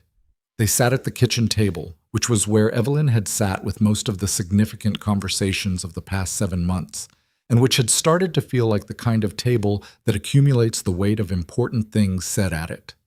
She made coffee, fresh, hot, not the cold remnants of a morning that had moved on, and she set a cup in front of Margaret and one in front of herself, and she let Margaret find her way to what she had come to say. It took a moment. Margaret wrapped both hands around the cup the way she always had, which was a habit so particular and unchanged that it produced in Evelyn a sudden and unexpected ache. Not grief exactly, but something adjacent to it, the feeling of time and what it did to the things you took for granted. George doesn't know I'm here, Margaret said. I figured. She stopped, started over. He's very angry about the commissioner's review. He feels that Briggs put him in a position that cost him something, and he's right about that, but he's directing the anger at everyone except Briggs, which is something George has always done. She looked at her coffee. I can't change that about him. I've tried for 23 years. I know, Evelyn said. What I can change, Margaret said, is whether I keep letting his fear be my excuse. She looked up. I told myself, last November, that I was protecting George, that if I got involved, it would cost him something with Briggs, and that the cost wasn't mine to impose. She held Evelyn's gaze. That was not honest. The honest version is that I was afraid and I used George as the reason. Evelyn was quiet. "I'm sorry, Evie," Margaret said. "Not in the way people say it when they want the conversation to be over. I mean it as specifically as I know how to mean it. I had been your friend for 20 years, and when you needed the door to be open, I closed it. And that was wrong, and I'm sorry." The kitchen held the sound of the May morning. The children were outside, she could hear them, the twins arguing about something near the barn, Clara's higher voice cutting across both of them. The sound of all of them alive and accounted for, and in a place where they had enough. She thought about what she wanted to say. She had thought about it before, in the long winter evenings when she'd replayed the conversation on Margaret's porch and felt the sharp, specific hurt of it. She had thought about what she would say if she ever got the chance. In those early versions, what she said was clear and hard and satisfying in the way that things are satisfying when you imagine them alone in the dark, but that rarely feel the same way in daylight with the actual person in front of you. Margaret Holloway was not a villain. That was the thing that the dark and the imagining had simplified. She was a woman who had made a wrong choice under pressure, and who had made two smaller right choices since, writing to warn her, writing to tell her about George's statement, and who was sitting at this table now at some personal cost because she had decided honesty mattered more than comfort. Evelyn knew what that cost felt like. "I know you're sorry," she said. "I believe that." Margaret waited. "I'm not going to tell you it didn't hurt," Evelyn said. "Because it did. It hurt differently than Briggs, because Briggs was never my friend. You were." "Yes," Margaret said quietly. "But I also know—" She paused, finding the right shape for what she was trying to say, which was true and complicated and did not have a clean edge. "I know that people who fail you are not always only that. You wrote to warn me. That was not nothing. That was you deciding, when it mattered, to be honest even when it cost you something." Margaret looked at the table. "I don't know exactly what we are now," Evelyn said. "I'm not sure we can go straight back to what we were, because what we were was built on a kind of trust that has to be rebuilt. And rebuilding takes time." She looked at her coffee. "But I'm not interested in holding it forever either. That's a weight I don't want to carry." Margaret was quiet for a long moment. "That's more than I deserve," she said. "Maybe," Evelyn said, "but it's what's true." They sat together for a while, not filling the silence with words that weren't needed, which was something they had been able to do once and were apparently still able to do, and which was its own kind of information about what remained between them. When Margaret left, Evelyn stood at the kitchen door and watched her ride down to the gate, and she felt something settle in her that had been slightly unsettled since November. Not fully resolved, not entirely at peace, but positioned somewhere more workable than before. The kind of position from which things could, given time and honesty on both sides, move forward. She went back to the kitchen garden. She was still working the soil when James appeared at the garden gate. He was 15 now. He had grown another inch since March, and there was something in his face that had changed in the way faces change when the person inside them is in the process of becoming someone with a specific shape. Not just his father's stubbornness, though that was there, but something of his own that was still clarifying. He had his father's watch in his pocket still, every day, which she knew because she had done the laundry for 8 months and the watch was always there, and she had never said anything about it because there was nothing that needed saying. He looked at the road where Margaret Holloway had gone. "Was that Mrs. Holloway?" he said. "Yes." "What did she want?" "To apologize," Evelyn said. He thought about this for a moment. "Are you going to forgive her?" She looked at her son. At the question, which was not a simple question, even though it was asked simply, which was characteristic of him. He had a way of landing on the center of things without apparent effort. "I'm working on it," she said. "That's the honest answer." He nodded slowly, leaned against the gatepost. "Gideon says forgiving people isn't for their benefit," he said. "He says it's for yours. So you don't have to spend energy on being angry at them when you could be spending it on something worth more." She looked at him. "When did he say that?" "Last week. We were fixing the north fence." He paused. He wasn't talking about Mrs. Holloway. He was talking about the man who left him with all the debt when the ranch was new, his old partner. He looked at the ground. He said he was angry at the man for about 4 years, and then he realized the man was probably in some card game in Denver, not thinking about him at all, and the only person carrying the anger was him. She was quiet. "He said he let it go," James said. Not because the man deserved it, because he had a ranch to run. She looked at the soil in the garden, the dark Montana earth that had spent the winter frozen and was now soft enough to work with her hands. She thought about carrying things, about what you chose to carry and what you chose to set down, and the difference between the two and how rarely that difference was about whether the weight was deserved. "That's good sense," she said. "Yes," James said. "He's got good sense.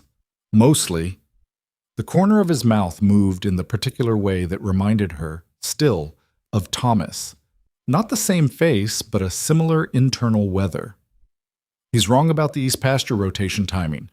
I've been watching that drainage situation for 6 weeks, and I think he's moving the herd 3 days too early." "Have you told him that?" "I'm going to tonight." She looked at her son. "Tell him with the data," she said, "not just the opinion." "I know, Mama." He pushed off the gatepost. "I'm 15, not 12. He went back toward the barn. She watched him go and felt the complicated fullness of it, the satisfaction and the sorrow and the pride and the loss and the recognition that these things did not separate neatly into categories, but simply lived together in the same space, which was the truth about most of what mattered. The dinner that evening was the kind of dinner that the Cross table had settled into over months. Not ceremonious, not effortful, just people who had learned each other's habits sitting around a table and eating. Pete had eaten with them 3 times a week since February, which had started as a practical arrangement during a cold snap, when walking back to the bunkhouse in the dark seemed unreasonable, and which had quietly become something else. Billy Reck ate with them on Sundays. Walt came when he felt like it, which was irregular but not infrequent. James brought up the east pasture rotation during the second half of the meal, which Evelyn noted with some satisfaction was exactly the right timing. Not immediately, while people were still settling in, but not so late that the conversation felt ambushed. He laid out his observation of the drainage patterns over 6 weeks, the soil moisture he had checked by hand in 3 locations across the pasture, and his estimate of the risk to the herd's hooves if they moved 3 days early into ground that hadn't fully firmed. Gideon listened without interrupting, which was his practice with James in a way it wasn't always with Pete, and which Evelyn noticed and had noted before. He asked 2 questions, about the moisture check locations and about whether James had compared his observations to the drainage patterns from last spring. James had compared them. He had asked Walt, who remembered, and Walt confirmed the numbers. Pete said, "The boy's right." Everyone looked at Pete. "I've been wondering the same thing," Pete said, without particular drama. "Didn't say it because I thought we'd committed to the schedule." Gideon looked at the table for a moment. Then he looked at James. 3 days. 3 days, James said. "All right." James did not visibly gloat, which was, Evelyn thought, probably the most mature thing he had done in 15 years. After dinner, after the dishes, after the children had sorted themselves upstairs and Pete had gone back to the bunkhouse, and Walt had finished his coffee and gone out into the May evening, Evelyn and Gideon sat on the porch. This had become a habit in April, when the evenings finally turned warm enough to sit outside. They did not always talk. Sometimes they sat with the particular comfortable silence of 2 people who had run out of the need to fill space with words, which was a thing she had not expected to have with him, and which had arrived without announcement somewhere in the middle of winter. Tonight she told him about Margaret Holloway. He listened. He was leaning back in the chair with his long legs stretched out and his coffee balanced on his knee, and he listened the way he listened, fully, without preparing his response while she was still talking. When she finished, he was quiet for a moment. "How do you feel about it?" he said. "I told her I'm working on forgiving her," Evelyn said. "That's still true." "That's fair." "James told me what you said," she said, "about your old partner, about carrying the anger." He glanced at her. "When did that come up?" "Fence repair, apparently." He was quiet. I didn't realize he was listening that carefully. "He listens to everything," she said. "He always has. He's quieter about it than Daniel, so people don't notice, but he absorbs everything that gets said around him and he holds on to it." Gideon was quiet for a moment. "He told me about Thomas's watch," he said, "last week." She looked at him. "He told you?" "He said he carries it because it reminds him that his father worked hard for things that mattered, and that the working was what mattered, not whether you got to finish. He paused. He said he used to be angry about not getting to finish things his father started. He said he's less angry now. She looked at the May evening. At the pasture in the long last light, the cattle moving slowly along the fence line, the pine brake on the north side dark and dense. At the property that had been a place to survive and had become, without her planning it or even noticing it happening, a place she thought of as home. "He's a good boy," she said. "He's becoming a good man," Gideon said. She looked at him. He was looking at the pasture with the expression she associated with his honest thinking. Not performed, not managing anything, just looking at something true and locating it correctly. "I owe you something," she said.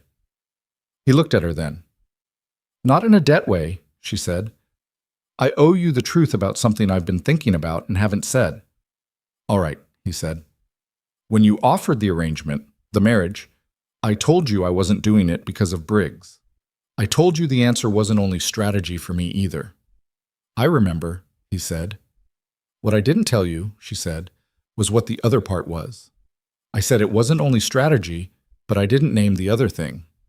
He waited.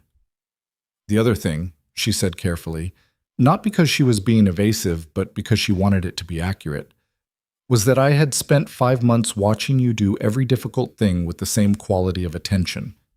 And I had started to understand that a person who pays that kind of attention to things, to work, to animals, to a 14-year-old boy who needs someone to explain things to him like he's someone who should know them, that kind of person is rare. She looked at the evening. I had been lonely for longer than I let myself know, not because Thomas was gone, though that was part of it, but a particular kind of lonely, the kind where you're capable of things and you don't have anyone around you who can see that clearly, who looks at you and sees the actual capacity instead of the outline. She stopped. He was very still. "You looked at me on that road," she said, "like you were calculating what I could do, not what I looked like or what I'd lost or what category of person the territory had decided I was. And that," she paused, "that was the other part." The evening held everything still for a moment. Then Gideon Cross set his coffee cup on the porch railing and turned in his chair to look at her directly, with the unguarded quality she had first seen in the near pasture in January, and that she had been watching develop and deepen over 5 months of ordinary difficult days. "I want to tell you something," he said. She waited. "I've been alone a long time," he said. "Longer than was good for me, probably, though I would have argued against that at the time. And I had—" He stopped, selected his words with the care he gave to things that mattered. "I had told myself a story about what I needed, which was essentially that I didn't need anything beyond the ranch and the work. And I believed it because it was easier to believe than the alternative, which was that I had gotten very good at not needing things because needing things had cost me badly once, and I didn't want to be in that position again." She said nothing. "The morning I came around that bend," he said, "and I saw you on that wagon, I wasn't thinking any of what I just said. I was thinking about the road conditions and about getting to Cary before noon. And then I looked at you and I thought, that woman is going to drive through whatever's in front of her." He paused. "And I couldn't leave that alone." She looked at him. "Not because you needed help," he said, "because I wanted to see where you were going." The May evening was doing what May evenings did, gradually giving up its light from the western edge while the eastern sky held on to the last of its blue. The cattle were settling. The pine brake was going dark. In the house behind them she could hear Clara's voice, too high and too fast for this time of night, which meant someone was going to have to go in and settle her in the next 10 minutes. But not yet. "I want to tell you something too," she said. "All right." "I'm not easy," she said. "I'm aware of that. I have opinions about everything and I keep records of all of them, and I will rearrange your kitchen shelves for efficiency without asking first and tell you you're wrong about pasture rotation timing through our 15-year-old son." He looked at her with that thing that was almost a laugh. "I know that," he said. "I also," she said, "intend to stay. Not because I don't have other options, not because this is the best I could find, because this is where I want to be." She met his eyes. "I wanted to say that plainly so you knew it." He was quiet for a long moment. "Good," he said. Then Clara called from upstairs. Not in distress, just in the relentless way she called when she was supposed to be asleep and had thought of something too important to wait for morning. And the moment released itself into the ordinary evening. Gideon Cross stood up and went inside to deal with Clara. Evelyn sat on the porch for a few more minutes, watching the last of the light go out of the sky over the pasture, and she felt the shape of the life she was in. Its weight and its warmth and its particular combination of difficult and good, which was the only combination she had ever found that was worth taking seriously. There is a thing that happens to people who have been told they are too much for long enough. They begin to move through the world taking up less space than they need. Not because they are humble, but because they are tired of the cost of existing at full size. They make themselves smaller and quieter, and they put away the parts of themselves that other people find inconvenient. And they do this so gradually and for so long that they start to believe the smaller version is the real one. Evelyn Ward had been doing this for years before she ended up on that road out of Red Valley with $40 and a sewing machine and 6 children. She had not known she was doing it. That was the particular insidiousness of the thing. It didn't feel like retreat. It felt like adaptation. It felt like the reasonable management of a world that had its opinions about what you were allowed to be. What she had found, in 7 months on this ranch, was something she had not been looking for because she had not known it was missing. She had found the experience of being seen at full size by people who were not diminished by what they saw. Pete Calloway, who had brought her the monthly cost comparisons without being asked. Walt Drummond, who reported on James's work with the meticulous care of someone who understood that information was respect. Ada Crane, who had said, "I'll say what I've observed with the matter-of-fact weight of a woman who had been telling the truth for 30 years and did not intend to stop." Gideon Cross, who had handed her a ledger. And her children, who had never seen the smaller version in the first place, because children tend to see the actual size of their parents, regardless of what the parents are performing for everyone else. They had known all along what she was capable of.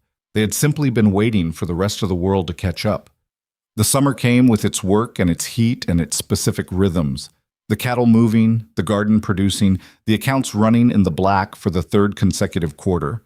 A fact that Pete noted with what passed, for Pete, as open pride when he brought her the numbers.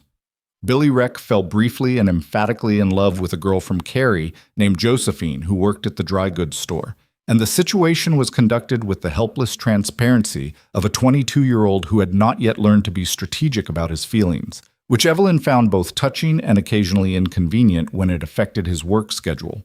She said nothing about the feelings and addressed the work schedule directly, which seemed to her the appropriate division of involvement. James turned 15 in July, and Gideon gave him a horse. Not Clara's question from that first dinner, not Slate, who was Gideon's and always would be, but a young bay mare from the spring that James had been working with since April, and that had, over 3 months, become something like his in everything but the legal fact of ownership. Gideon made it the legal fact on James's birthday, with the same straightforward lack of ceremony with which he did most things, handing James the papers and saying, "She was already yours. This just makes it accurate." James took the papers and looked at them and did not say anything for a moment, which was how he handled things that were too large for immediate words. Then he said, "Thank you." Gideon nodded. "Don't thank me. Raise her right." Daniel, who was 13 and processing things at the rate of a boy who processed everything at twice the speed he could handle, said, "When do I get a horse?" "When you stop leaving the barn door open," Gideon said. This produced a silence that was somehow deeply satisfying to everyone present except Daniel. Ruth, who was 11 and had spent the winter and spring reading everything in the house that had words in it, asked Gideon in August whether she could write to a school in Helena that offered correspondence courses in mathematics and natural science. She had found a reference to it in one of the almanacs on the shelf and had researched it with the thoroughness she brought to everything she decided to care about. Gideon read the almanac page she brought him, asked her 2 questions about what she hoped to learn and why. Listened to her answers with the attention he gave to things he was genuinely considering. "Write the letter," he said. "Let's see what they say." Ruth wrote the letter that afternoon with a precision that suggested she had been composing it in her head for several weeks and was simply transcribing.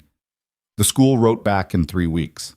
The cost of the correspondence course was more than Evelyn had anticipated, but less than she had feared, and she and Gideon discussed it the way they discussed everything financial, with the accounts open and the reasoning stated plainly, and agreed it was the right expenditure because a mind like Ruth's left undeveloped was its own kind of waste. Ruth started the course in September. She completed the first set of exercises in half the expected time and wrote to the school asking whether she could move at her own pace rather than the course's pace. The school said yes. Evelyn noted all of this in the accounts under a line she had started in August. Children, investment. She was aware this was not a standard accounting category. She did not care. In October, a year and 2 days after Thomas Ward had gone out to check the north fence line and not come back, she went to the small rise on the east edge of the property that had the widest view of the valley.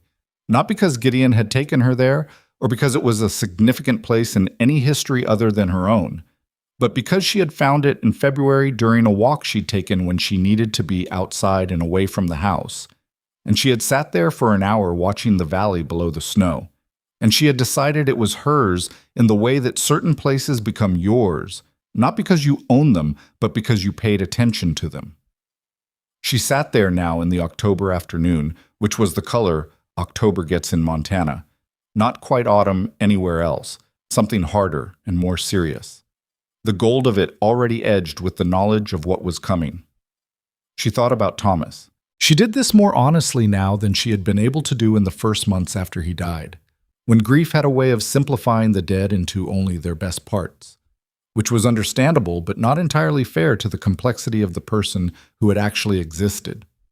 Thomas Ward had been a good man and a difficult man, and a man who loved her without always knowing how to show it, and who had kept debts from her that she should have known about, and who had added the porch because she mentioned the sunsets once and never said a word about it, just built it, which was its own kind of language.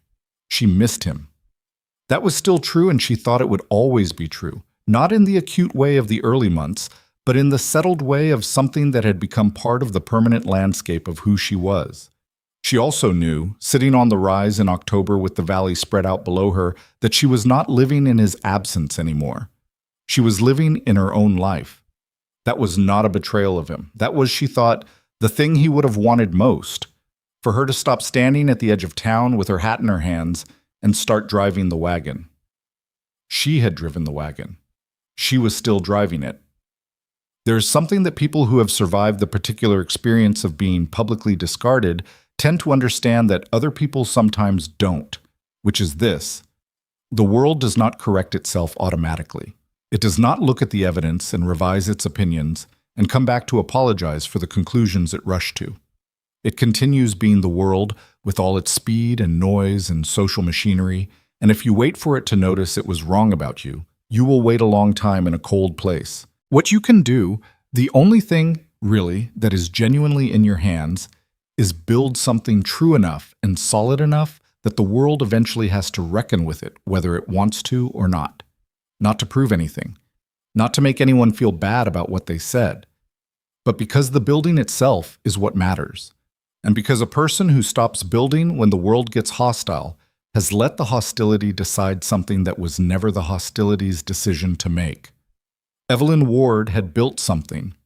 She had built it out of ledger books and feed supply contracts and reglazed windows and a kitchen garden and a system for the dry goods shelves and 6 children in a clean house with enough food and Ruth's mathematics correspondence and James's horse and Daniel's eventual, grudging, habit of closing the barn door and the twins who still ran everywhere, and Clara, who at 5 had recently informed Gideon with great seriousness that his name was a good name for someone who lived in a gray house, which she apparently found logical, and he had listened to this observation with the expression he had when he found something unexpectedly worth thinking about.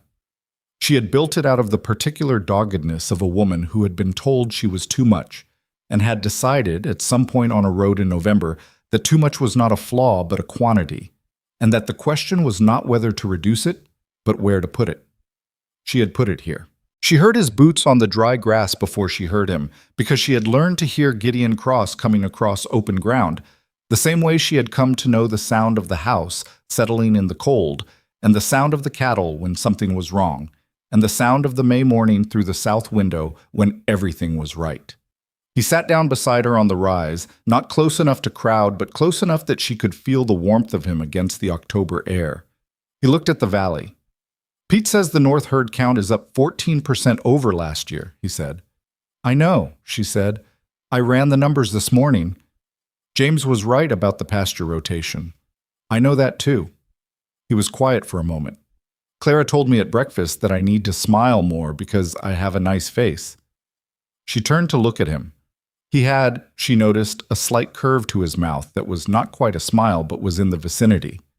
She's not wrong, Evelyn said. He looked at the valley. Then he looked at her with the full unguarded quality that she had watched develop over a year from something brief and rare into something she could count on finding when she looked. All right, Year, he said. She thought about Marcia's letter and Connolly's letter and Harold Briggs's withdrawal and Margaret Holloway at the kitchen table and James's horse and Ruth's mathematics and the East pasture numbers and Clara's opinion of Gideon's name and the October valley below them going gold in the afternoon light.